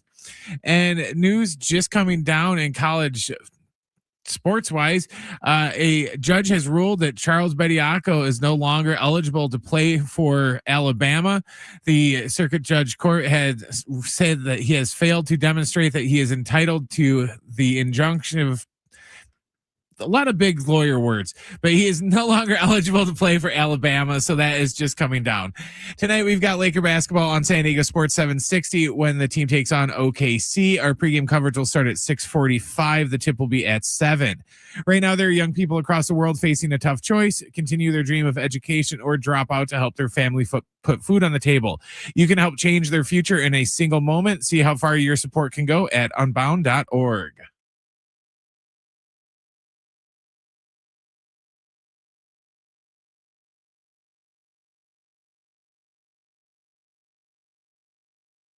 Hour 3 here on San Diego Sports 760. John Schaefer, Brent Sperry. This hour, your chance to win a pair of tickets to see Charlie Puth April 22nd, coming up in about 2 months at Viejas Arena. So your chance to win those tickets coming up this hour. If you missed Will Brinson, our NFL insider, you'll hear that conversation in the 5 o'clock hour. There's a ton to get into this hour, and we will. But right now, let's get to this. Time for the wrap. Presented by Sombrero Mexican Food. Check out their website at sombreromex.com. What did you think of the Mountain West adding North Dakota State? So did anyone see this story over the weekend? Again, we had the Super Bowl. It's kind of a big deal, although the game itself wasn't that big of a deal if you watched it. So the Mountain West, like let's remember where they are. Because in about 4 months, San Diego State, Boise State, Fresno State, Colorado State, and Utah State are joining Oregon State and Washington State and Texas State in a new league. And the Mountain West, since that happened, added UTEP in football. UTEP has done literally nothing in football in 100 years. NIU, which makes zero sense because they're in, Northern Illinois. And then Hawaii is now a full-time member as well. They're already playing football there. So here's my take on North Dakota State. Like, North Dakota State is an unbelievably successful program in FCS. They've won 10 national championships in the last 15 years, but they're not even postseason eligible for the next 2 years. It made no sense for the Pac-12 to go down that path. Because I saw that conversation this past weekend, like, oh, what a savvy move by the Mountain West. They took North Dakota State away from the Pac-12. Like, if the Pac-12 wanted North Dakota State, they would have just added them. They're not trying to add FCS programs. You can't just go from FCS and win 12 games your first year. As good as North Dakota State has been, they're not even eligible for the playoffs the next 2 years. Like, the Pac-12 is about the here and now. I think from the Mountain West perspective, it's probably a good move because the Mountain West needs to get more creative, and they might add other FCS programs in the future. UC Davis is in basketball. Like, it's a hard league to fully wrap your arms around after these schools are leaving for the Pac-12. So I think because they didn't have a lot of options, they went with North Dakota State. And everyone's like, this is the biggest win in college football history. I'm like, going from FCS to FBS is going to take time. You're not going to go from playing for national championships to going 12-1 your first year or two. It's going to take a little bit of time. So I think in the long term, it probably makes sense. But I think in the short term, North Dakota State is not making some college football playoff because guess what? They're not even eligible for the college football playoff the next 2 years. Next question. What would be a good NBA expansion city besides Vegas or Seattle? All right, and I'll take San Diego out as well because there's no arena for it. You know, you have the Oceanside Arena, of course, that's not for the NBA. You have Sports Arena, of course, that's not for the NBA. You have an amazing college arena in Viejas, but they're not playing the NBA at Viejas Arena. So you can't consider San Diego. So now that we've thrown San Diego, Seattle, and Las Vegas to the side, that becomes kind of intriguing, doesn't it? I mean, you've got one NBA team in Canada. You used to have two. So you could go down a path of like a Montreal if you wanted to play that game. You could go down a path of like Mexico City if you wanted to play that game. There's other American cities I think that could be considered, like Kansas City, Pittsburgh. Where am I missing?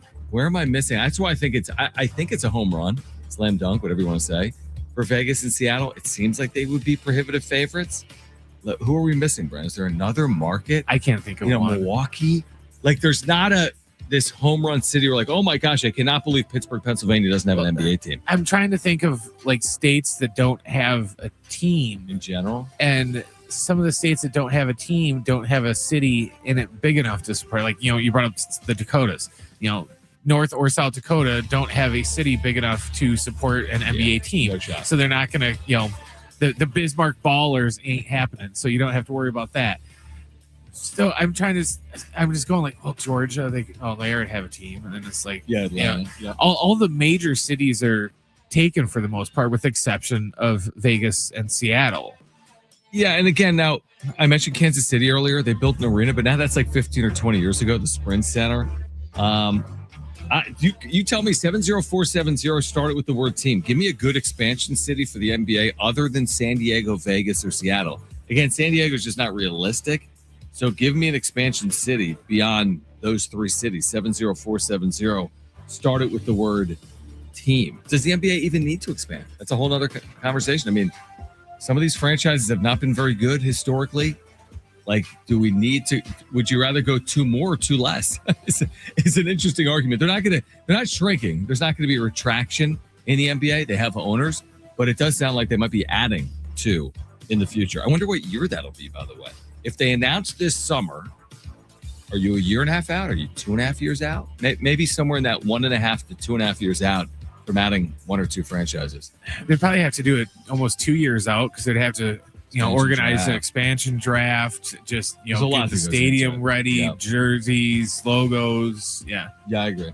Next question. Who do you think is going to have a better year, Joe Musgrove or Michael King? I hope it's Michael King. And that's not to be critical of Joe Musgrove. I just think King, off a lesser injury, has more of an opportunity to have an impact than Joe Musgrove coming off Tommy John. I think there'll be some amount of restrictions on Joe Musgrove. He didn't pitch last year, not his fault, had the elbow surgery. So there'll be a level of cautiousness with Joe Musgrove where I don't know if they'll be as cautious with King. He's in, again, essentially a one-year deal. He didn't have an arm injury last year. He had a bit of a freak injury last year. I would much prefer that Michael King looks like 2024 Michael King than Joe Musgrove looks like 2024 Joe Musgrove.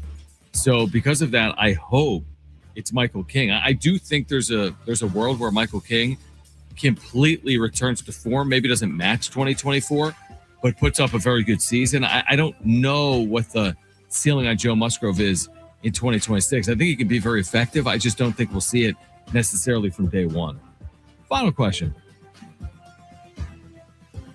Is Pitchers and Catchers reporting a top 5 sports day on the calendar? It's not like a top 300 day on the calendar.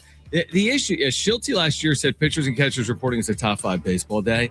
But my issue with that is it's like the day you go to school and they give you like the syllabus. You don't even do school that day. Pitchers and Catchers day, what do? They get on the field. They literally pitch and catch. They throw the ball back and forth. And they do it for 11 minutes. Like that's the entirety of day one. You find your locker. You check in. They do height and weight. How you guys doing? They put on the new hats that they're selling, I'm sure, at MLB.com/hats. By the way, when are we getting City Connect? Because there were some rumors about that this weekend. When are we finding out about City Connect? That to me is what's a bigger sports day for Padres fans? Seeing the City Connects or seeing Pitchers and Catchers having reported? Now, what I do think is way more exciting than Pitchers and Catchers reporting is AJ Preller and Eric Rupner speaking again, and potentially John Seidler. That to me is way more exciting. I don't know what the word is. I think way more informative than watching Pitchers and Catchers report. Like watching someone report that's not a top 5 sports day. That's not a top 5 baseball day. Now it does signify something. It's like when Punxsutawney Phil comes out. It signifies you're getting close to spring. When Pitchers and Catchers come out, it signifies you're getting close to baseball, which is awesome. Like it will be here soon, and we'll have the WBC in weeks, and we'll have spring training games. I think the Padres play a spring training game, Brent, in 10 days.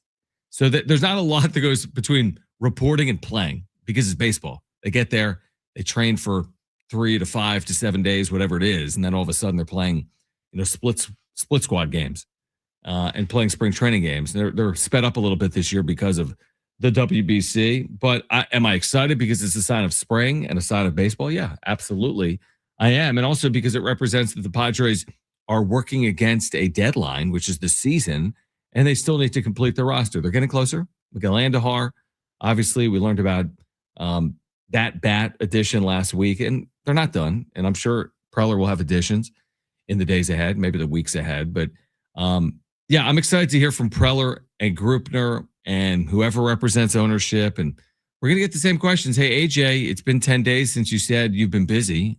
Any update on your contract? Hey, Eric, there's been widespread reporting on the future of the franchise and potential owners. Is there any update on the sale? When Preller's like, oh yeah, I've been busy. It just kind of reminds me of that John Hamm Carvana commercial, and the guy's trying to get him to go to his birthday party. He's like, oh yeah, I'm really busy. I'm trying to get rid of my car. Yeah, exactly. That's kind of what it feels like. It was like, oh yeah, I'm just so busy. We signed those 2 guys that are going to be playing A-ball for the next 2 years, and I'm just so busy. The guy that doesn't sleep has been too busy to sign his extension. So that's what I want to. I want to hear from Preller. I want to hear from Grupner. I want to hear from John Sadler. I don't know if we will. I have no idea. And then we'll hear from some of the key cogs of this team over the next, 48, 72 hours as the pitchers, trickle in, as the position players trickle in later in the week as well. So yeah, it's an exciting time. I think if you're a baseball fan, and there is that true passing of the torch from football to baseball now, because now it's like you go from the Super Bowl to spring training. Used to be a little bit of time in there, but now you really do go from the Super Bowl to spring training. So we turn the page from football to baseball with it getting underway. And I think, again, Preller potentially meeting with the media as soon as tomorrow. Now, Joe Musgrove, I mentioned his importance to the Padres in 2026. He had an interesting quote on Craig Stammen, his manager, in 2026. And we're going to read into that quote and see what it says about both Stammen and the Padres' former manager in Mike Schilt. So what Joe Musgrove had to say about Craig Stammen and what it means about Mike Schilt, that's on the other side. Plus, we're giving away tickets to see Charlie Puth at Viejas Arena in April. Will Brinson, our NFL insider, at 5:30. This is San Diego Sports 760, and we're live on the iHeartRadio app. I mean, it's like one of the best days of the year, right? It's hard to quantify the best, but it's in the top 5.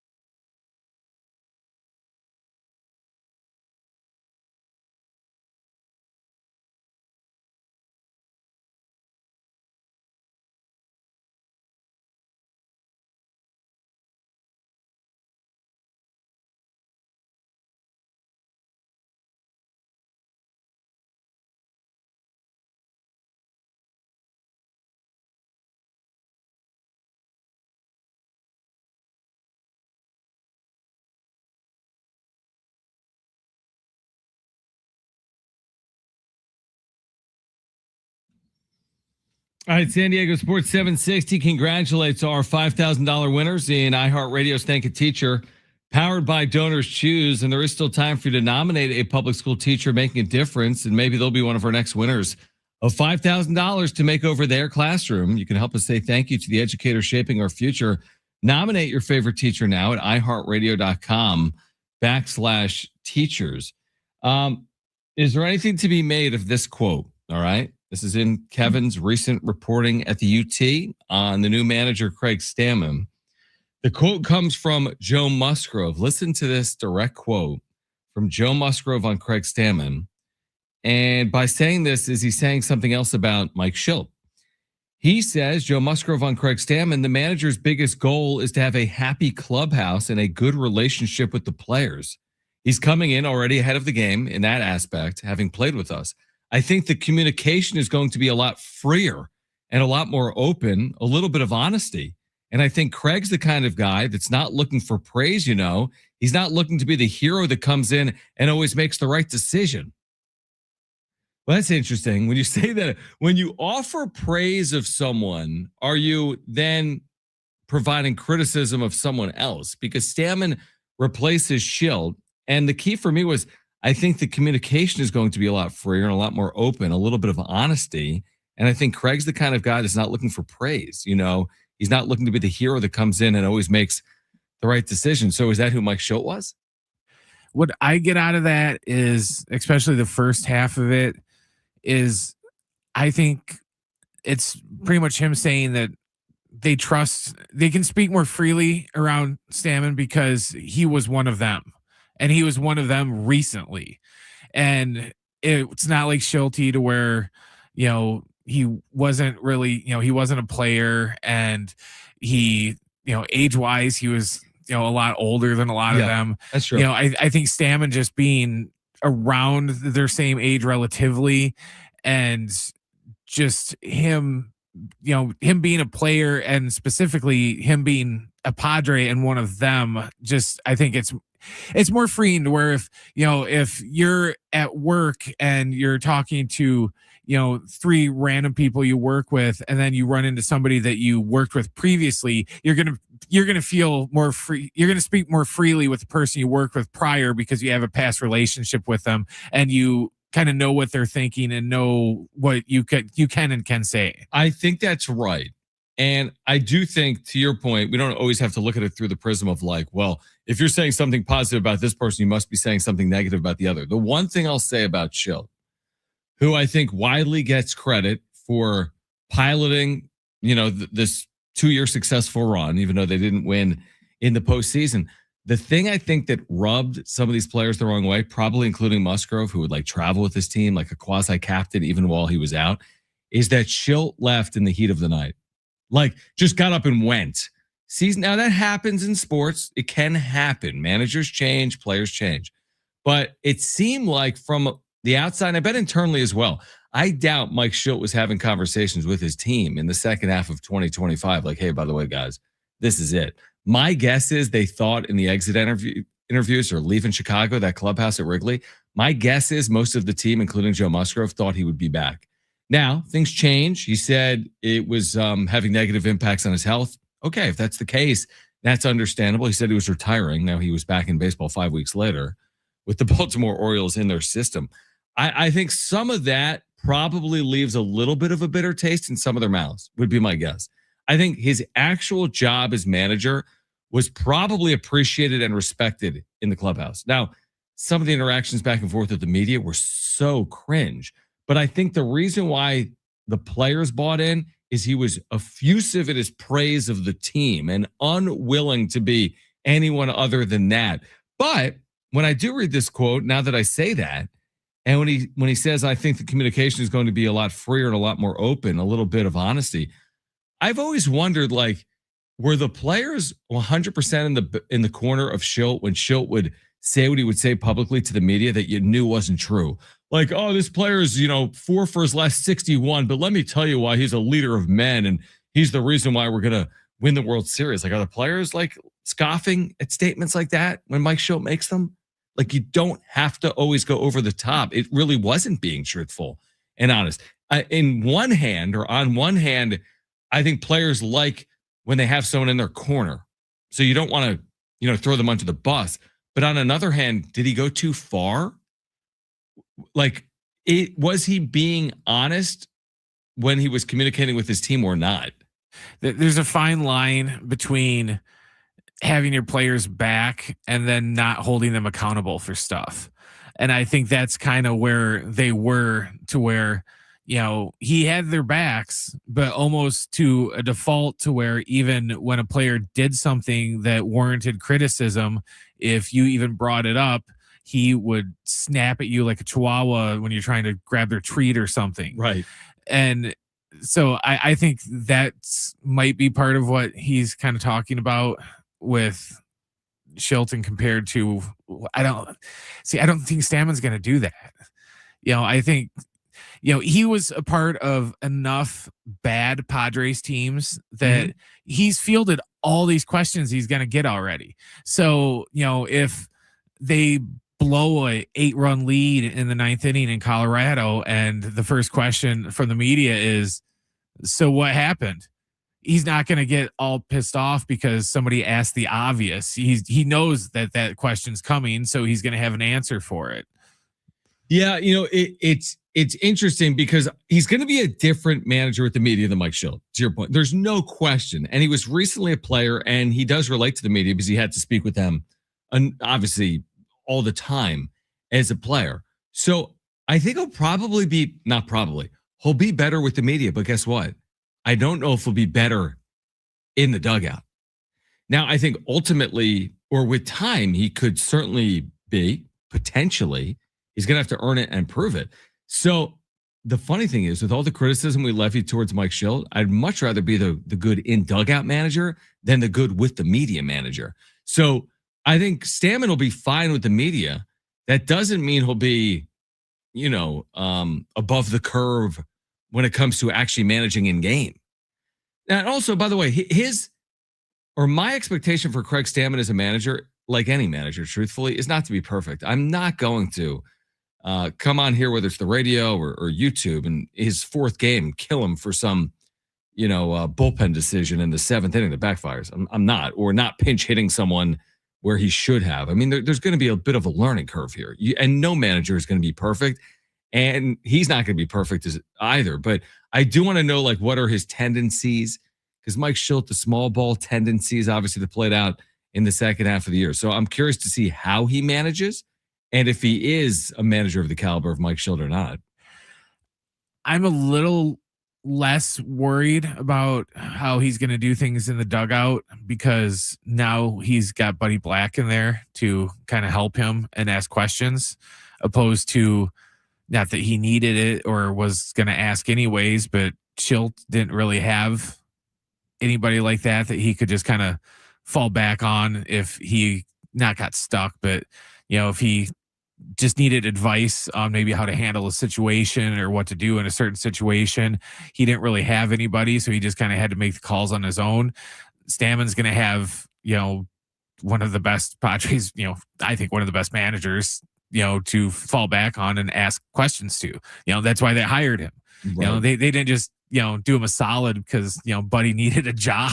Right. So I think they're going to take advantage of him, and he's going to almost be like I don't want to say de facto, because that sounds like it's a slam against, Craig, because he is the manager, but he's almost going to serve as like a de facto manager or like a counselor in a way. Yeah, maybe a counselor, because he's the senior advisor to baseball operations. So he's not going to be in uniform. So he's going to be more like a consultant, right? Like a guy you can like speak to before games, after. I agree. No, I think you're right. I think he's going to exactly fill that role for the Padres in 2026. All right. What is the state of the roster? Like, what are the additions that the Padres have made heading into 2026? Plus, we're giving away Charlie Puth tickets. He's coming to Viejas Arena April 22nd. We'll give away those tickets on the other side. If you missed Will Brinson, our NFL insider, full reaction to Super Bowl 60, you'll hear that coming up at 5:30. This is San Diego Sports 760. We're live on the iHeartRadio app.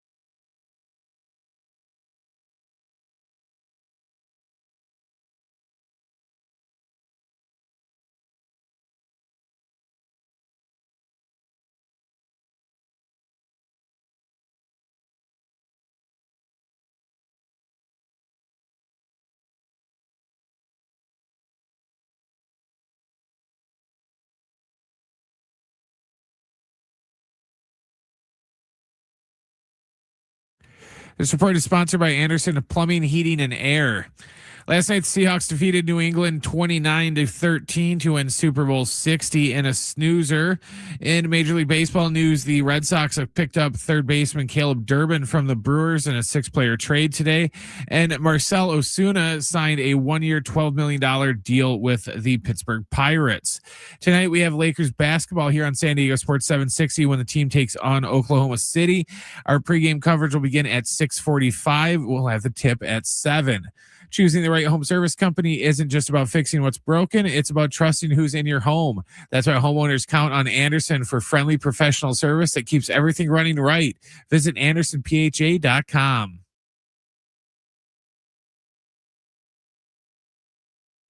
All right, we'll give away these Charlie Puth tickets in 10 minutes. Viejas Arena, April 22nd. Be listening for your chance to win a pair of tickets to see Charlie Puth right here in San Diego.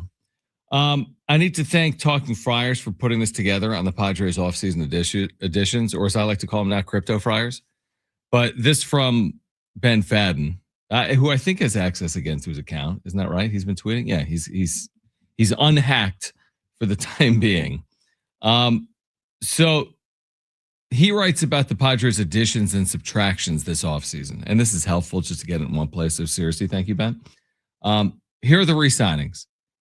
Michael King and Kyle Hart. Okay. Those are the re-signings. Michael King's an important piece, right? He's been busy, though.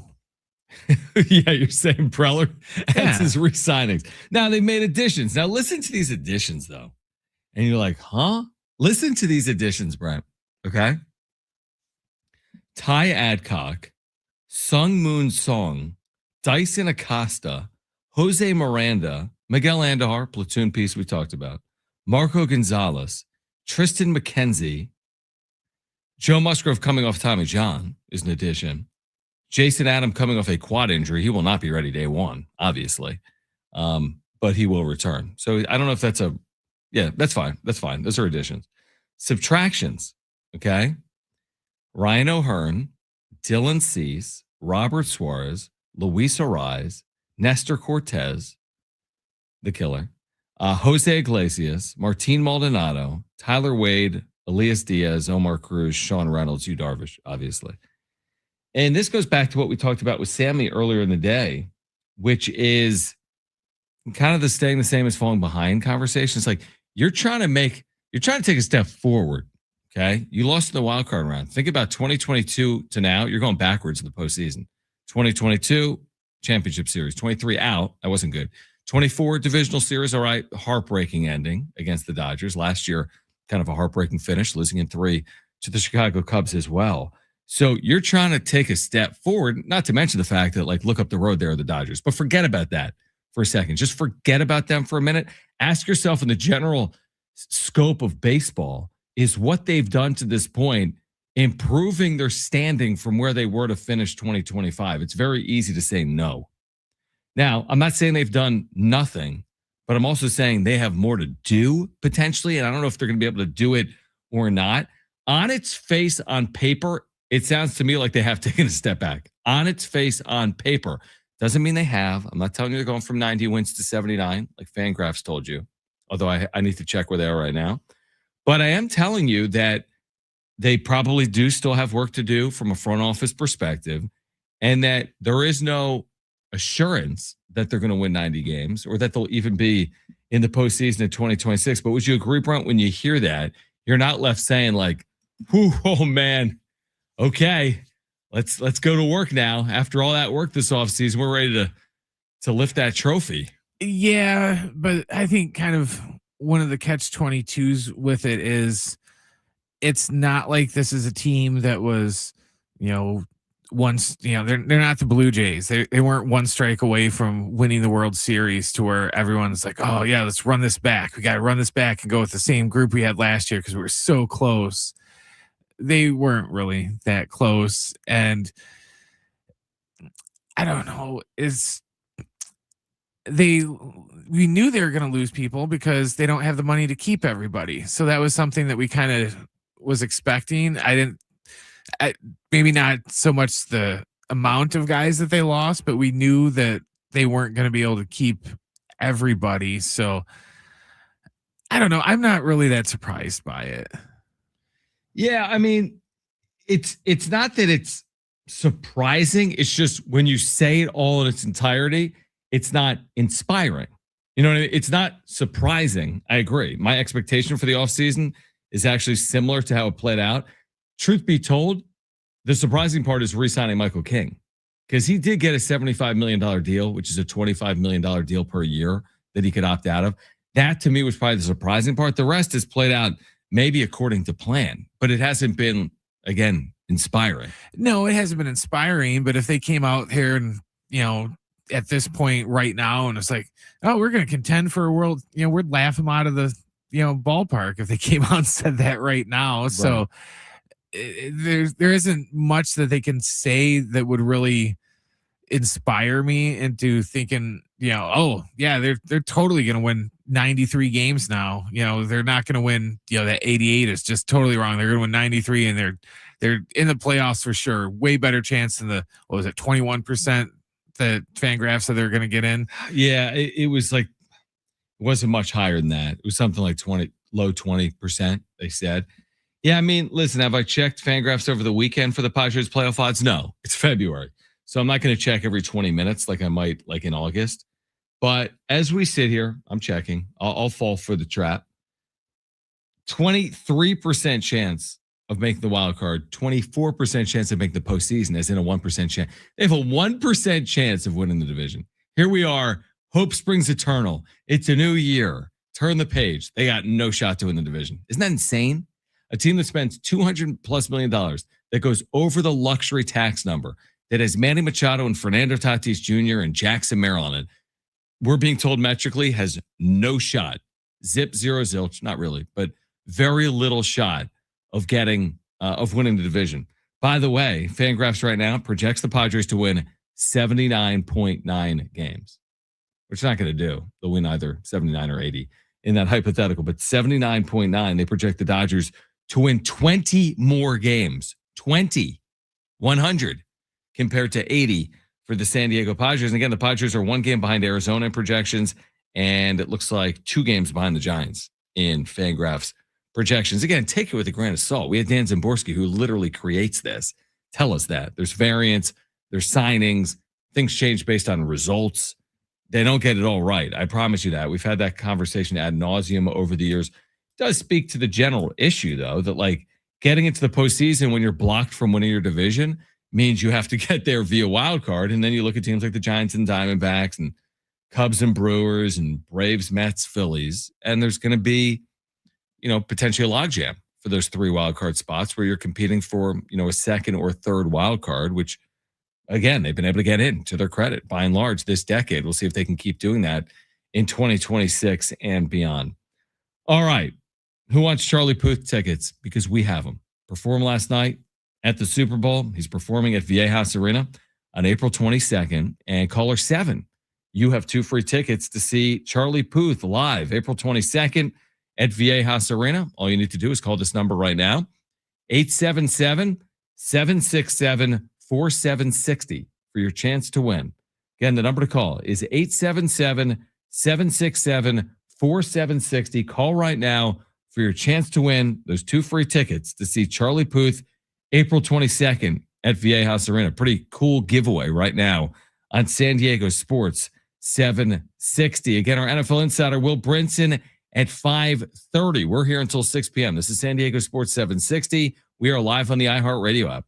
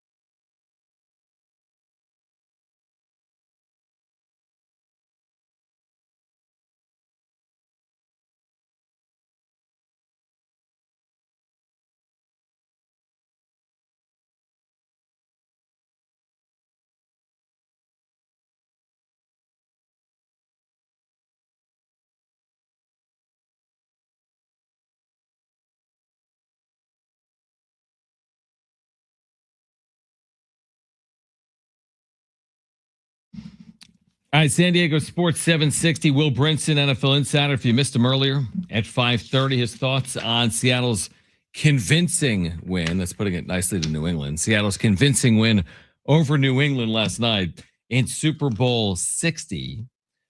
We've reached this weird time when it comes to being a sports viewer where it's like, what's the best way to do this? You know, how many different platforms do I need? For example, you need like an MLB.TV to watch the Padres. You might need Apple to watch SDFC, and you might need Peacock to watch other Padres games. You get the point, right? Sports are, what's the right word for it? It's like a fractured ecosystem. Like you need a variety of different platforms, whether it's cable or streaming or whatever it is, right, to watch sports. So did you see what YouTube TV announced yesterday? They have officially announced this. They will have bundles. People have talked about cable bundles for forever. The whole idea was, hey, I have 250 cable channels. Go back to like 2000. Hey, I have 250 cable channels. I only want 25. As opposed to spending $100, can I spend $25 and pick 25? And they always fought that tooth and nail because all these networks want all these stations looped in so they can get the bigger payday. Okay? So YouTube TV has officially announced the Sports Skinny Bundle, which is your way of watching all of the sports channels on YouTube TV, but not having access to like Bravo and HGTV. Reasonable. Good idea in theory, because YouTube TV right now is $83 a month. So if you could just piecemeal off sports and pay a portion of that amount, that's desirable, right? To sports fans. Theoretically, that sounds desirable. I would be included in that, although my wife would kill me because she watches Bravo. But you get the point. If I was single, I'd be 100% in on this. In theory, here is the catch, and there's a big one, okay? The price of the bundle is $65. The price of every channel, so 100 channels, $83. 10 to 20 channels, $65. Do the math. You don't have to be a math major. It doesn't make any sense. Now, are you saving $18 a month? 18 times 12 is over $200. It's not nothing. It's not nothing that you'd be saving, but it's not enough in my opinion. Now, what will you get? You'll get the ESPN Unlimited, which is like the all access now for ESPN. It's the gateway to the WWE. It's the gateway through like MLB TV. It's confusing, but it's all of the ESPN programming plus their channels, ESPN and 2 and news. If you want to watch someone throw a ball over a roof, you get that on ESPN News, all that stuff. But like when I heard it, I knew there'd be a catch. When I saw, oh, wow, YouTube's going to launch a sports tier, essentially, what they're calling a sports bundle. I love it in theory. If someone told me it was $39.99, I'd be like, okay, I'll pay the premium. It's still about 50% of $83, but it's 50% savings off $83. $39.99, reasonable. I could watch a lot of sports, all of their channels, not everything. I'm not getting Peacock and Netflix in there, but I'm getting a lot of sports, and I'm doing it for a reasonable price, in my opinion. When you get over $60 a month, and I get it, they got to pay these companies to get this content, but you get to $65 a month. I mean, is it at that point, just give me HGTV, even if I don't watch it? It's basically how I look at it. For that much money, I would want to guarantee that if you guys get in another little lover spat with CBS over something stupid, and then I can't watch, right, March Madness or football or just whatever, then you're gonna give me like $20 worth of credits to more than that, right? Yeah, you don't want a month off. Yeah, you're gonna want a free month. I'm gonna want something to make up for you promising one thing, and then all of a sudden you're like, oh well, we asked them for more money and they told us no, so now you don't get to watch CBS until it's fixed, and like they did last time, and it just took forever. Yeah, no, I agree with that completely, but I don't know if that would happen. Truthfully, and here's the thing: like, okay, so $65 is apparently 22% off 83. Is that math even right? I don't even know if that math is right. So okay, let's just say it is. So $65, you get a if it isn't, that one guy will let us know right away. Right, exactly. 22% off. Now, they're also going to offer new users $55 a month for the first year. So now you're in that like 30% off. Again, it's not enough for me. I'm sorry. It's because, by the way, I was a YouTube TV subscriber, like I'm an OG YouTube TV subscriber. When YouTube TV launched, it was like $45 a month. And now it's $83 a month. That's all happened within the decade, even less than that. So like I'm paying more now for the sports bundle than I paid for all of their channels when I got this service, let's say 7 or 8 years ago. So there's always a catch. That's the problem with, I kind of hate that as a consumer. Like when everything has a catch, like, are you really going to sell that at a high quantity? It's a catch. Sell the thing for $40. People are going to jump at it. Sell it for $65. How many people are going to do that? As opposed to just pay the $83. It's like when you go into the grocery store, Brett, and they're like, one banana, 90 cents, two $1. Just buy two. You don't even need it. But it's, how could you buy one for 90 cents if they're giving you two for $1? It's the exact same thing. I don't need the second banana, but every once in a while, you're watching HGTV. We're watching My Lottery Dream Home. Let's not lie to each other. Okay?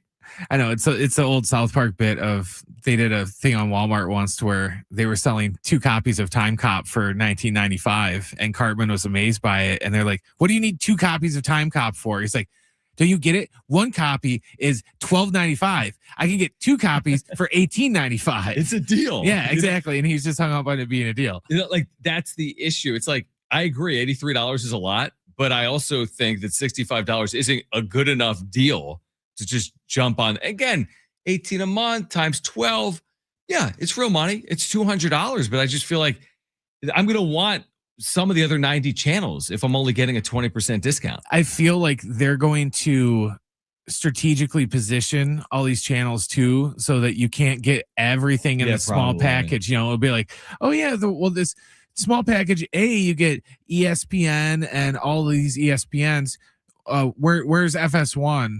Where's 5? Oh, that's in group B where you'll get FS1, but you don't get ESPN in group B. But you know, for an extra $20, you can merge them together, and they're going to try and do stuff like that. Yeah, exactly. But by the way, the one other sports media story that we have to mention, because that's a big sports media story and impacts, listeners and consumers of sports.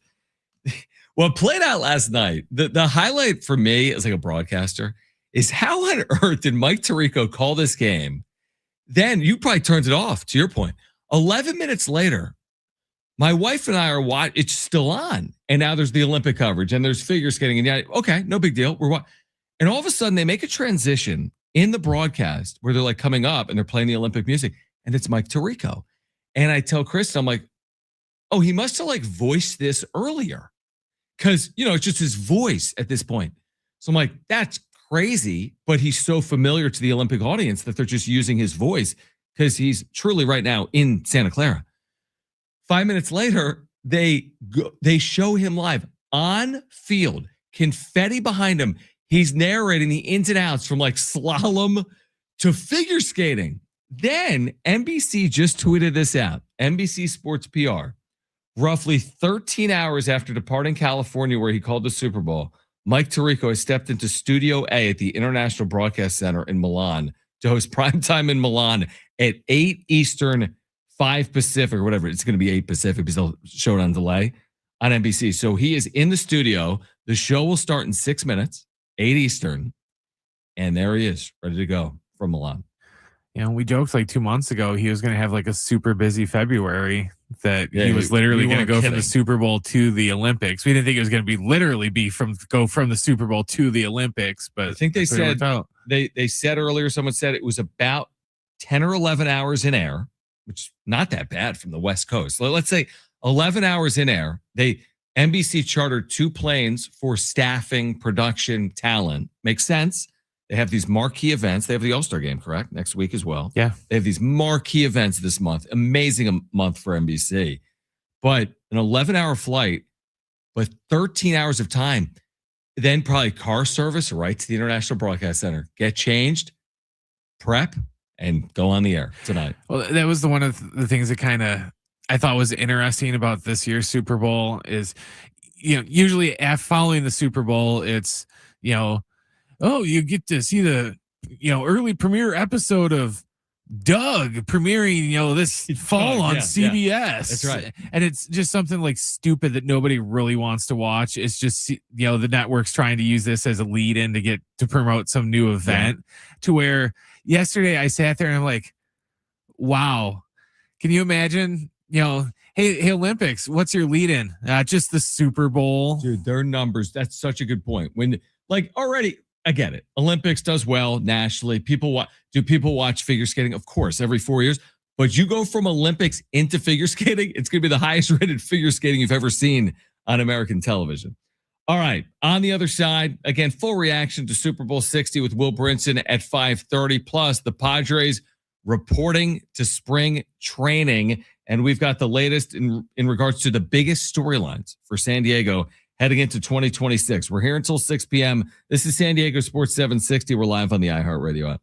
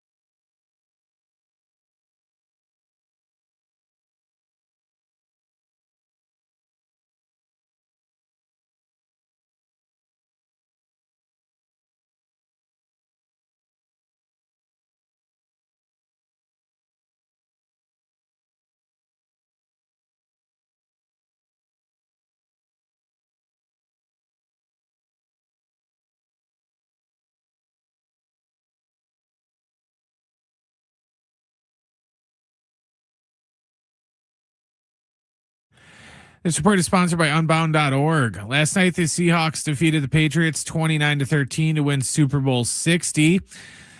And at Major League Baseball news, the Red Sox acquired third baseman Caleb Durbin from Milwaukee in a 6-player trade. And the Pirates inked Marcell Ozuna to a 1-year, $12 million deal. Tonight, we've got Lakers basketball here on San Diego Sports 760 when the team takes on OKC. Our pregame coverage will start at 6:45. Right now, there are young people across the world facing a tough choice: continue their dream of education or drop out to help their family put food on the table. You can help change their future in a single moment. See how far your support can go at unbound.org.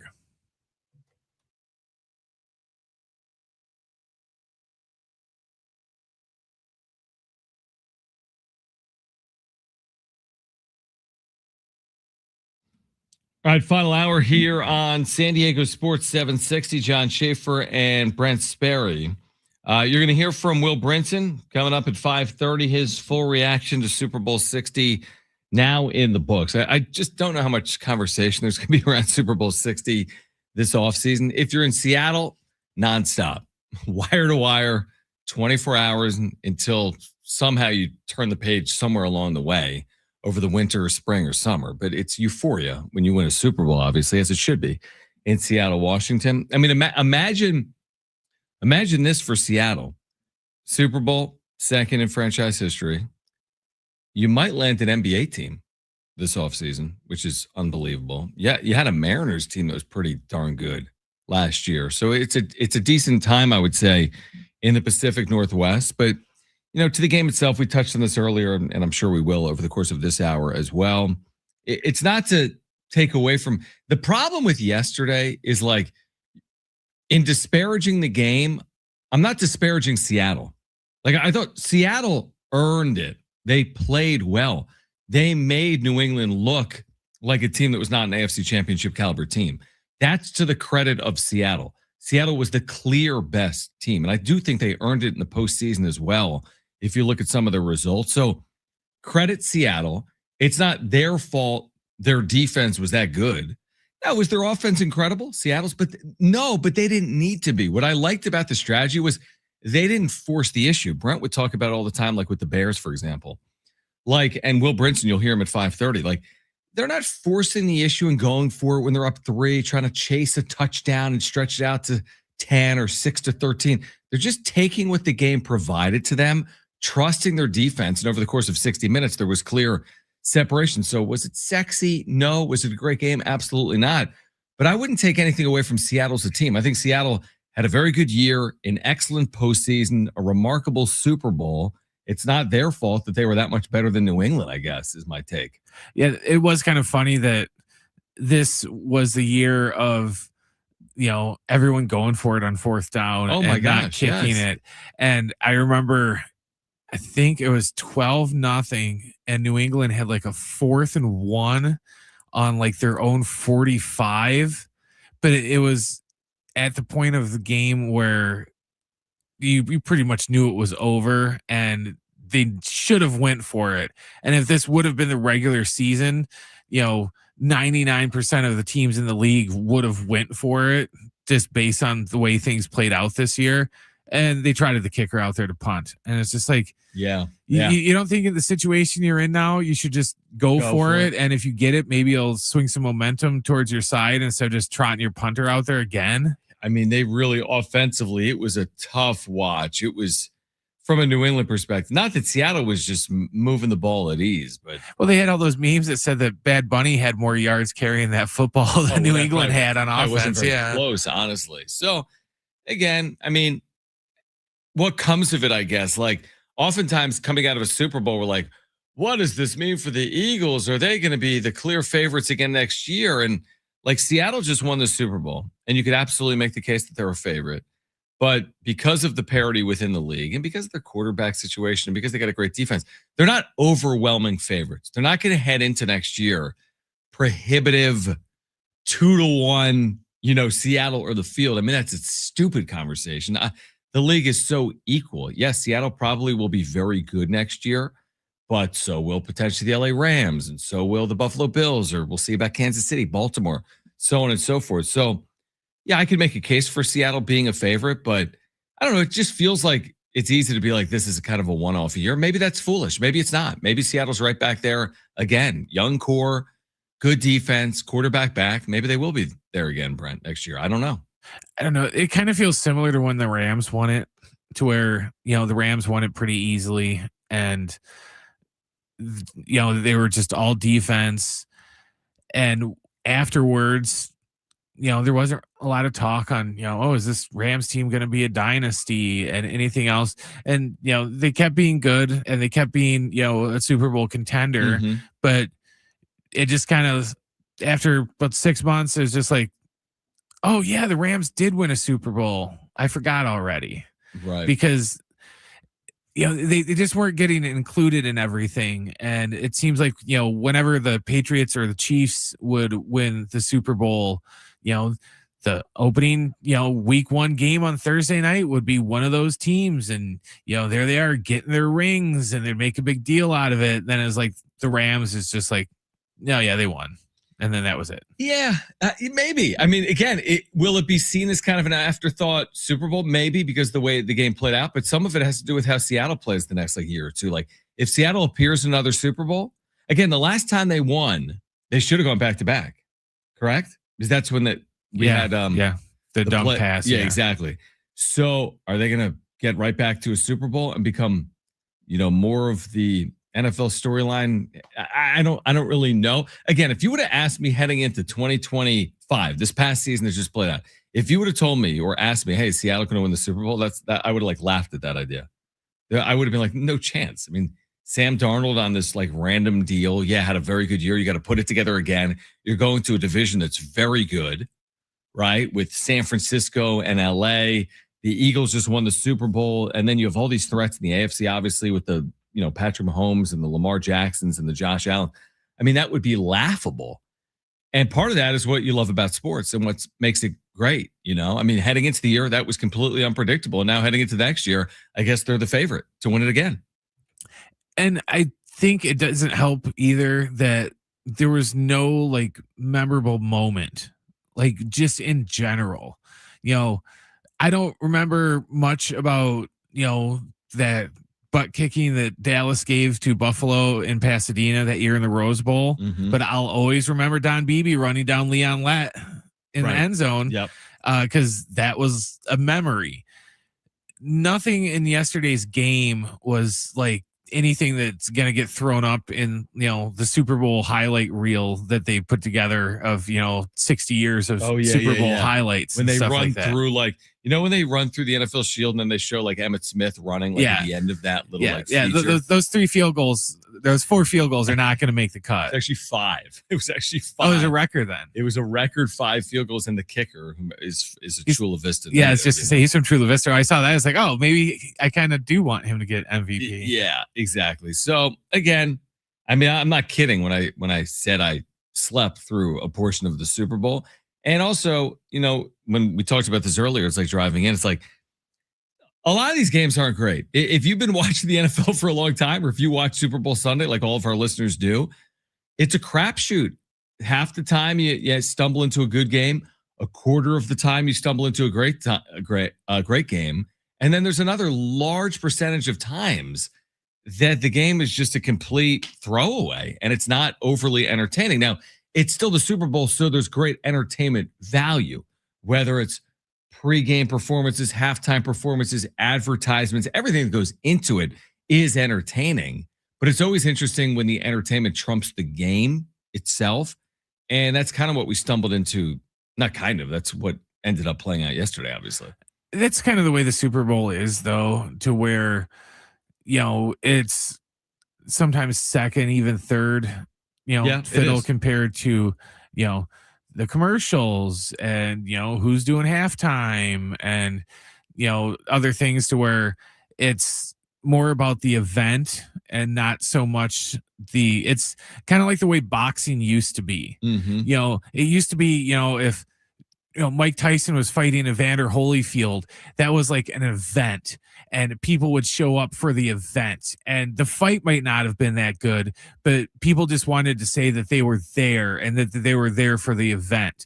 that's kind of the way the Super Bowl is now, when, nosebleed seats go for, $5,000 and they're charging you $180 for whatever it was for that weird looking cheeseburger thing with a giant bone stuck in the middle of it. And, they wanted like nachos were like, just everything costs so much like that, to where you don't really care about the game. You're just there so that you can tell everybody, hey, I was at the Super Bowl. Yeah, that's exactly right. That is exactly right. By the way, our former colleague Jim Russell just sent me a. Did he go to the Super Bowl? No, he didn't. He's like frozen. He's like curled up in a ball somewhere in Philadelphia. He sent me a tweet that says Niners offseason underway. Listen to this story that's just breaking. Niners defensive lineman Keon White was shot in the ankle early this morning. So I guess like in the overnight Super Bowl hours. Did you see the story? No. In downtown San Francisco, according to the team.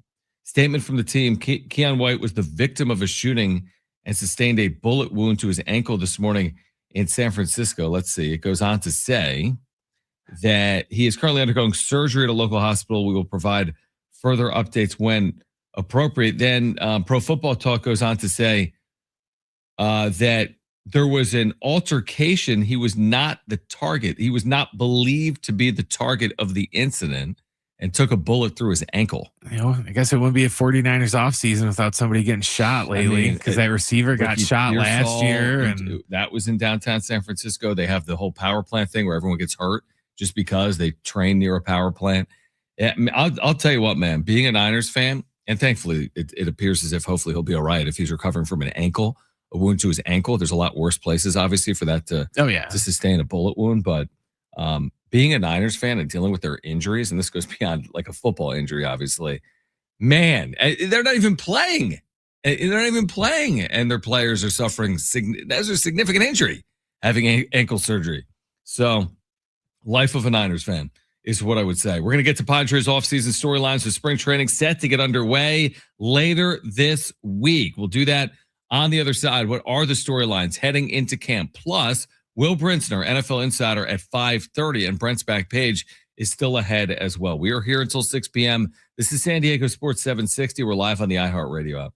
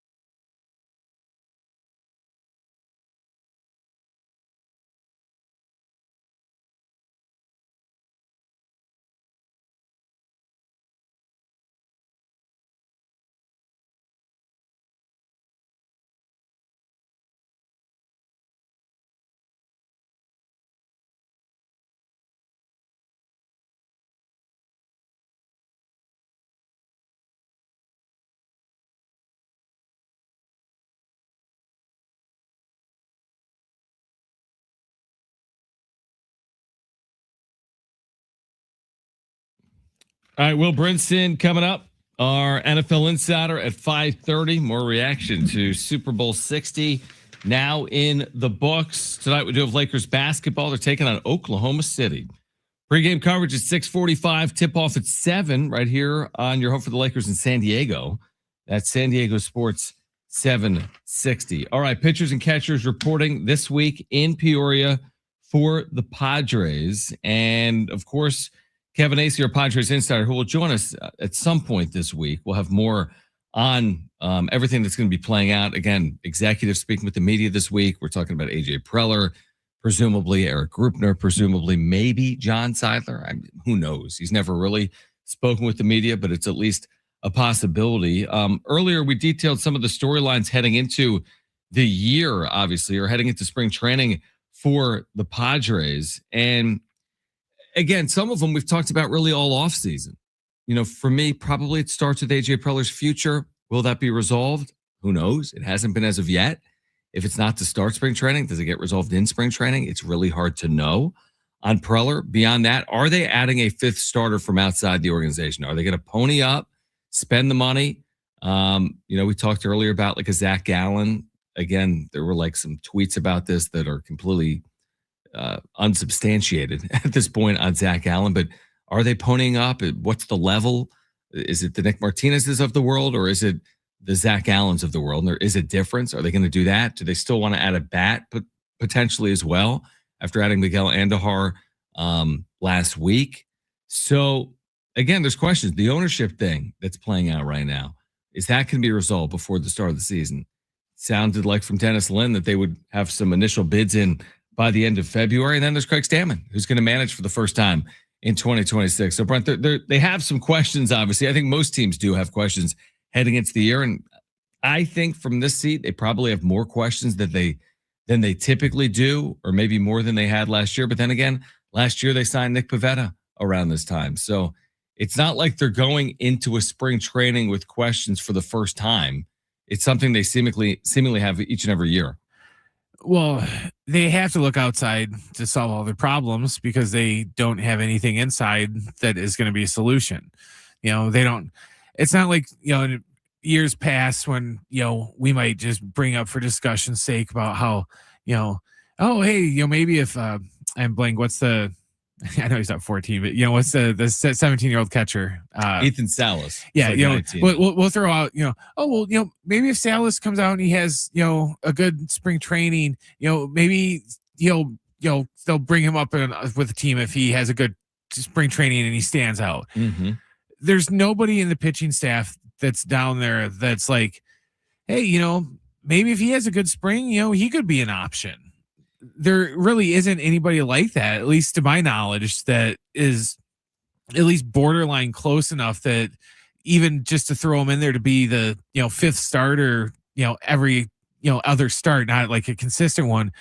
I can't think of anybody. No, I mean, listen, every organization, including the Padres, will have their list of non-roster invitees, and someone will, what's going to happen, Brett. And Kevin, we'll have Kevin on and we'll talk about it. Padres fans will start talking very quickly about, someone that makes 2 appearances in, the Cactus League and has 4 1/3 scoreless innings, right? And all of a sudden people are like, oh, keep an eye on, what Tristan McKenzie is doing. I'm making it up. And that's just inevitable. So you'll have guys in camp that are competing for that like 5th, 6th yo-yo AAA major league spot. But again, that's not Zach Gallen. And that's not Nick Martinez. There's a difference, and probably a discernible one, a big one potentially, between, having faith in a guy that you sign as an on-roster invite that has a good 7 innings in spring training, and a guy that's been through it. The Justin Verlanders and Lucas Giolito's, like there's a difference in there. I do think ultimately, now to your point, there's no like clear and obvious solution. So that's why I think they do go outside the organization, to your point. And maybe they'll have the ability to do it because of the Yu Darvish stuff we've talked about, like his contract could still be voided, and that then frees up some money for the Padres. And yeah, I mean, it's not clear and obvious from where we are that they don't have real rotation needs. And that's even with Pivetta, Musgrove, King. Because other than Pivetta, Musgrove, Tommy John, King injured last year. So, like, you have question marks at the front of your rotation. You certainly have question marks at the back of your rotation because you're lacking depth. Randy Vasquez was good last year. Maybe he can build off it and be better. Hopefully, he doesn't take a step back. And then there's other options. I mean, JP Sears, they acquired in the Mason Miller deal. They'll have options that do emerge. But to feel good, and this is what Dan Zimborski from Fangraphs told us last week. He's like, the issue that they might run into right now, the precarious situation they're in, is you have a starting pitching injury and it has the appearance of maybe being a house of cards and it kind of crumbles around similar to 2021 or 2023. That's really problematic. Now it's only February. And again, last year they added Nick Pivetta in February. The guy was awesome last year. So if they add someone of that caliber to the rotation, it answers a lot of the questions. If they don't sign that type of player or they sign a player and he's ineffective or hurt, then they do have questions. And I think that's where the discrepancy lies right now, where Padres fans are like, oh, what's different between 2026 and 2025? The difference, I think, is the rotation. I mean, last year you had Dylan Cease in your rotation. He wasn't great. Last year you had Michael King. Yes, he got hurt. So they need to shore up the rotation. That's where we are right now. Shore up the rotation. You feel better about where you stand heading into the year. Don't shore it up or trust internal candidates. And all of a sudden, some of those win projections maybe make more sense in the 80s as opposed to around 90 for the Padres. But I have a strong feeling, and again, Kevin will join us this week. I have a strong feeling they're not a strong feeling. I know they're not done. That's just how they operate. So they'll add another hitter, they'll add another pitcher, and then they're probably close to done. And then they'll have roster decisions to be made. But no, they're not done, would be my guess. And we'll see what they can pull off with a limited amount of money to pull it off with. And we'll see when they get that payroll, relief potentially from Yu Darvish as well. All right, on the other side, you're going to hear from Will Brinson, our NFL insider, full reaction to Super Bowl 60 in the books. That's next on San Diego Sports 760.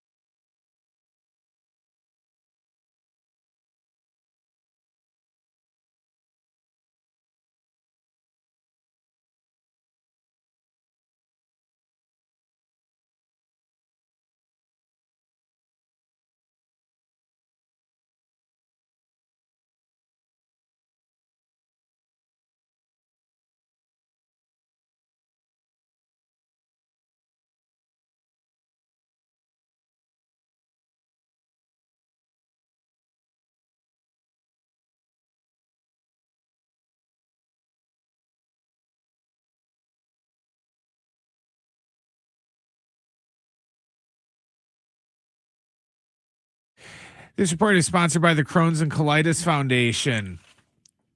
Last night, the Seahawks defeated the Patriots 29-13 to win Super Bowl 60.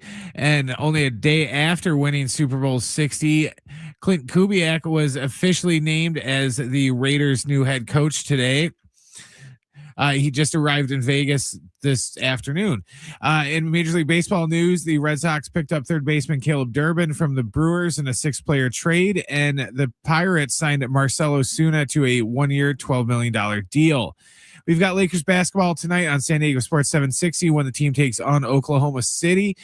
Pregame coverage starts at 6:45, and the tip will be around 7. The Crohn's and Colitis Foundation has been at the forefront of inflammatory bowel disease research and care for over 50 years. Learn more at crohnscolitisfoundation.org.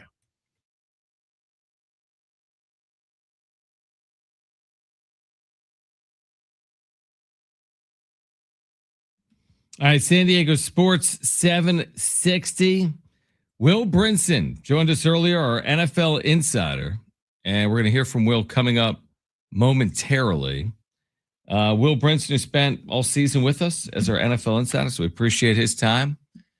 And of course, we reacted to Super Bowl 60. He kind of called this one, didn't he? If you were listening last week, he's like, I could see it. In fact, I think he said the most likely scenario was Seattle blowing out New England because of their defense. And if Seattle scored first, he didn't really see a path for New England to win the game. Well, in the end, that's exactly how it played out, obviously, as New England scored first and never looked back. It's not like they, led 20-0 off the shoot. It was a couple of field goals, and all of a sudden it's 9-0. Well, we gave Will Brinson credit and had a conversation about Super Bowl 60. Yeah, it's one of those things where obviously it's a brutal watch. It's a little bit easier to watch a bad game when you predicted that it might be a bad game and that it might be the exact type of bad game that it ended up being. And also if you're, an NC State fan like me and, rooting against the Patriots and Carolina's own Drake May, and, that made life a little bit, and, like a Matthew Stafford stand, for MVP. So that made it a little bit easier. But yeah, I think, what you saw from Seattle was a game plan of we're going to pass in a lot of spots where New England's not expecting it. We're going to take the points. And Mike McDonald was one of the bottom 5 coaches in the league this year in terms of going for it on 4th down. So not a huge surprise that they made, that decision and kicked when they did, especially, it was like 4th and 7, 4th and 9, 4th and 12. Like they just, and they have a kicker who kicks there once a year. He was comfortable, weather conditions good. And he had this elite defense on the other side. He was basically daring the Patriots to do anything on offense. Now, I think in the next week, we are going to get some kind of report about Drake May having some kind of procedure on his shoulder. That's just my gut. I think maybe a little more injured than the Patriots let on, whether it's a cleanup or something like that. It wasn't nothing big, but they didn't try to throw downfield, really. Like one of those the early throw he had downfield was a moon ball out of bounds. They had the stuff later on when they were desperate to Matt Collins, it worked. But this is a defense that did a lot of stuff and really confused May on the back end, led to him holding the ball a lot more. And ironically, maybe even seeing ghosts, since that's what Sam Darnold was doing famously against the Patriots. Right. I think it's I think it was just a stark reminder that the NFC title game may actually have been the real Super Bowl, because whoever got to that game against New England was probably in a pretty good spot given the skill sets with Seattle's defense and then, of course, the Rams offense. Yeah, I agree with you. And Will Brinson's with us right now on San Diego Sports 760. And you're right, with the benefit of hindsight, we knew about May not being maybe 100%, but it is the NFL and they've played like 20 games. But go back to that moment in time where the game certainly was not over. They were driving. They were approaching midfield. It was 19-7, with still over 8 minutes left in the game. And he threw that duck of a pass over the middle. That to me was so egregious, wasn't it? What kind of decision? I don't care how strong your arm is in that spot. It was just such a poor decision. And after a decision like that, and he had a couple of others, he threw a ball up to 3 defenders at one point. I get it, they were trailing, but coming out of a game like that, how much confidence can you have in Drake May to win in that type of spot moving forward? Well, I mean, and again, like you can call me a homer if you want, but I have experience I have experience. Drake may never beat NC State. Like, never beat Clemson. They Right. never at Carolina. They never really won it. Like, they lost to Oregon in the bowl game. They never won. He never won any huge games. He went to a Super Bowl, so like he won a couple of big games. But I mean, the Patriots, just in terms of how 2025 played out, they had maybe the easiest schedule in NFL history. And then in the postseason, they get the Chargers with no tackles. They get the Texans without Nico Collins and a bad C.J. Stroud. And then they get, Jared Stidham and the Broncos before facing a really good Seahawks team. So it's like, Moses parted the seams for him. But they couldn't quite close it out. And I think May's gonna be a really good quarterback. Josh McDaniels did some great stuff with him. They took huge strides this year, obviously. But here comes another Patriots dynasty talk, probably a little overblown. Although this is going to be a really good team because they have cap space, they have talent, they have to shore up the offensive line, of course. But I think Will Campbell, who had just a terrible night, he hadn't been the same since he came back from injury. So you would think that he probably improves as they go along. I trust Mike Vrabel as a coach, although oddly enough, I mean, kicking after they scored that touchdown, I haven't seen anybody ask about it.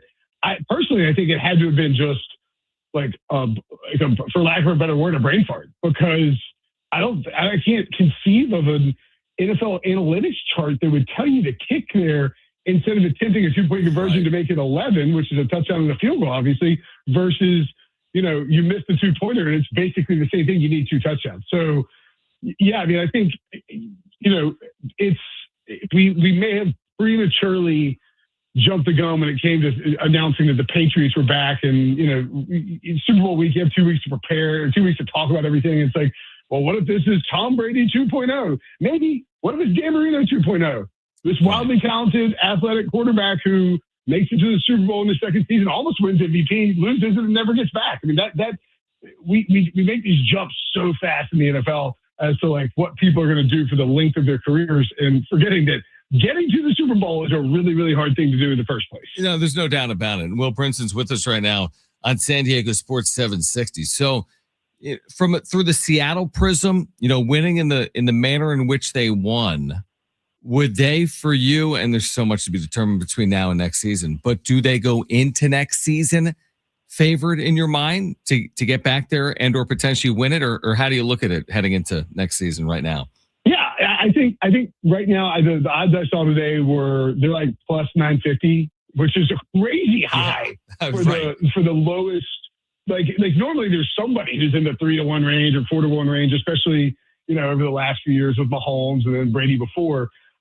It just shows expectation of parity again next year. I think it's fine to say Seattle could be the favorite. I think it's fine to say the Rams could be the favorite. We know Matthew Stafford's back.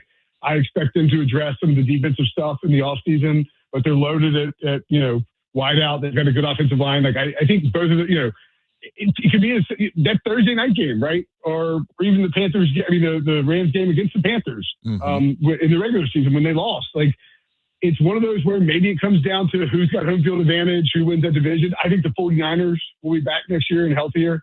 Maybe they stay away from that substation or whatever, and everybody stays healthy. And of course, you have what are the Chiefs going to look like? What do the Bills look like? There's so much turnover on so many of these teams.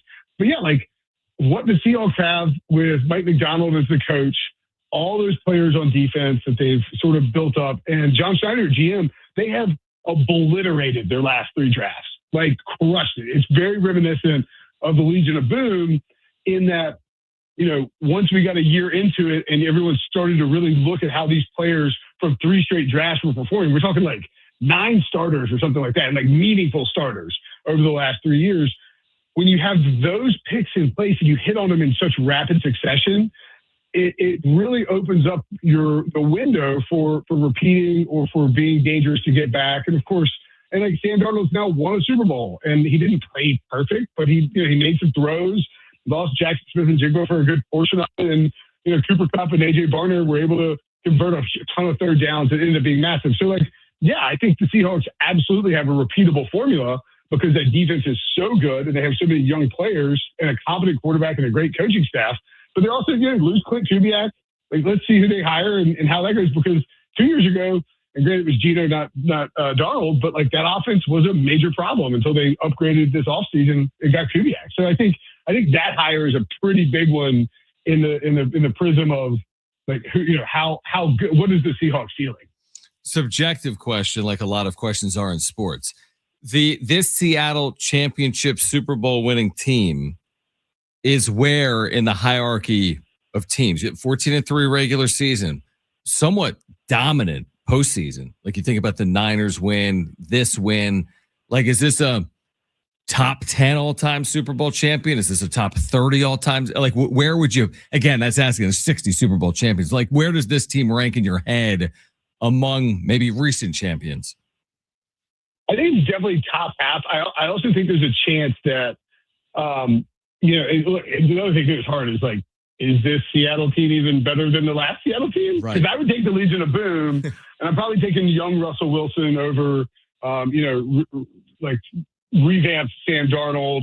The receivers probably better on this team, and I think a lot will be determined by, because the Legion of Boom's sort of aura got built up by them coming back the next year and being utterly dominant again on defense and just showing they could repeat that formula. So it's like, how does this team, follow, like, how does this team back up the Super Bowl win on defense? Does Sam Darnold continue to take steps in what will be a new offense for him, or newish offense? And so, like, I think it's weird, but I would say, obviously top half Super Bowl winner, but I don't know that I would get like crank it up to top 10 just because this is a true year of parity. And yeah, they beat the Rams and got through to the Super Bowl and won it. But like, I mean, if we're being honest, like the level of competition that they had to face in terms of that game last night, that wasn't like Patrick Mahomes at his peak or Josh Allen, both of whom, or even Denver with like Bo Nix, I think would have given them a better chance. Yeah, it was just listen, I made this point earlier and I'll let you run after this. With the Super Bowl, I mean, it's best of one. You don't know. I mean, the NFL has so many amazing games over the course of its season, but in any one game, any one thing can happen. I'm 45. I don't know how old you are, but when I think about my lifetime, I had this. I'm 44. You're 44. So I think about it. I coming to work today. I'm like, at least half of these games kind of suck. Like, there's been some amazing games, but when we were younger, there were a lot of terrible games. And now, again, for every great game, and they have been in there, the Patriots come back against the Falcons. I mean, there's a number of the Niners, Chiefs, 2 games, including the overtime game. But then there's a game like last year where the Eagles are up by like 30 points. And then there was last night, there was the 13-3 Rams loss. Like, it's a bit of a coin flip, isn't it? Whether you're going to walk into a good game or a bad game. Yeah, I think so. I don't want to bring up something in San Diego, but the game that always sticks out in my mind is that the Super Bowl. Yeah, I know. I'm sorry, but the Super Bowl against the Niners, and like I remember, watching that as a kid, and like that was, that's one of the worst Super Bowls ever. Even though it was a dominant performance by a dominant team, we had this like stretch from, I guess, like 2007 to like 2014 of just incredible Super Bowls almost every year. And there's like one or two in there that aren't great. But then like since then, we have had some good ones, but like some of these, I mean, it's been a little run of like some stinkers. And I don't know if that's, like the one conference is better than the other. And it's like a cream rises thing. And you get like the NFC has just been deeper and stronger. And maybe that's Mahomes and Allen kind of keeping the competition down, stuff like that. But yeah, I mean, I think we're due for a pretty good Super Bowl. I mean, definitely, no one's ranking last night's Super Bowl in any top half of like the all-time Super Bowl. Right. Like that, the Panthers and Broncos Super Bowl in 2015 was a bad one. And it was ugly. It was defensive. But it was definitely, I think more entertaining than what we got last night. I would say too, like there's been the two trends in the NFL the last couple of years. One, elite defenses have made it to the Super Bowl again. It hasn't been these sort of like powerhouse offenses going off against one another, like a Patriots and Falcons Super Bowl. And then 2, we've seen this trend over the last couple of years where teams are just running a lot more. Like passing league-wide is down. And I think when you've got, you end up with 2 teams that are run-heavy that are going to try and limit their exposure of their quarterbacks. And although Seattle didn't really do it, I know there were like 80 pass attempts last night. But, you have these great defenses and you have these run-heavy teams. That's probably going to result in a little less aesthetically pleasing matchup. And that's sort of what we got last night. Although, look, it's always impressive to see another team just take over, and Seattle's defense did that. Yeah, they really did. They really did. Will, always appreciate it, man. Great perspective. Thank you for taking time for San Diegans throughout the course of this football season. Enjoy the quote unquote off season. I'm sure it'll be slow, right? The NFL is so slow in its off season, but appreciate it, man. And be well. All right. All right. We'll talk soon, man. See you, bud. All right. Coming up next, we'll get to Brent's back page on San Diego Sports 760.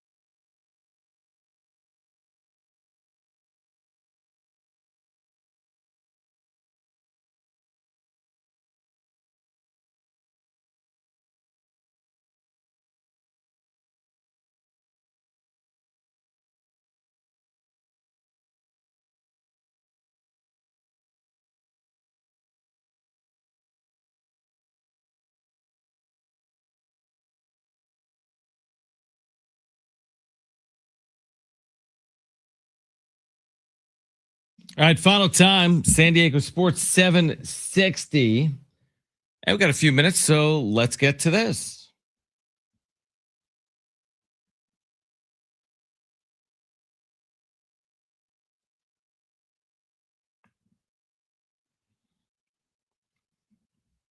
All right, so what do we got? We got one story and then maybe some reaction to Super Bowl commercials. Yeah, we pretty much buried the lead today, with all this boring Super Bowl talk. All right. Today is National Pizza Day, John. Is it really? Yes, it is.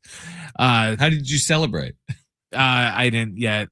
I don't know if I will, because like I said last week, I had a really bad day yesterday because of Super Bowl, but I'm trying to get back on Atkins. So I can't eat pizza as much as I did before, so I'm probably not going to do National Pizza Day. But we do have some deals for local pizza places for tonight. If you do want to go celebrate National Pizza Day, down at Buena Forchetta, you can get a $9 margarita pizza all day. So that's a pretty good deal. Yeah, that's pretty good deal. So you go down there. Sammy's wood-fired pizza. They're offering a chance to customize your pizza any way that you want to do it. So you get a custom pizza kit that you can take home. So that's kind of neat for like Valentine's Day and stuff like that. Okay. I've never been this Plaza Market in Cochina. I don't think it's in the UTC Mall. Interesting. But for National Pizza Day, they are offering a BOGO half off pizza deal all day long. When you buy one pizza, you can get the second one for 50% off. Okay. So National Pizza Day going the day after the Super Bowl?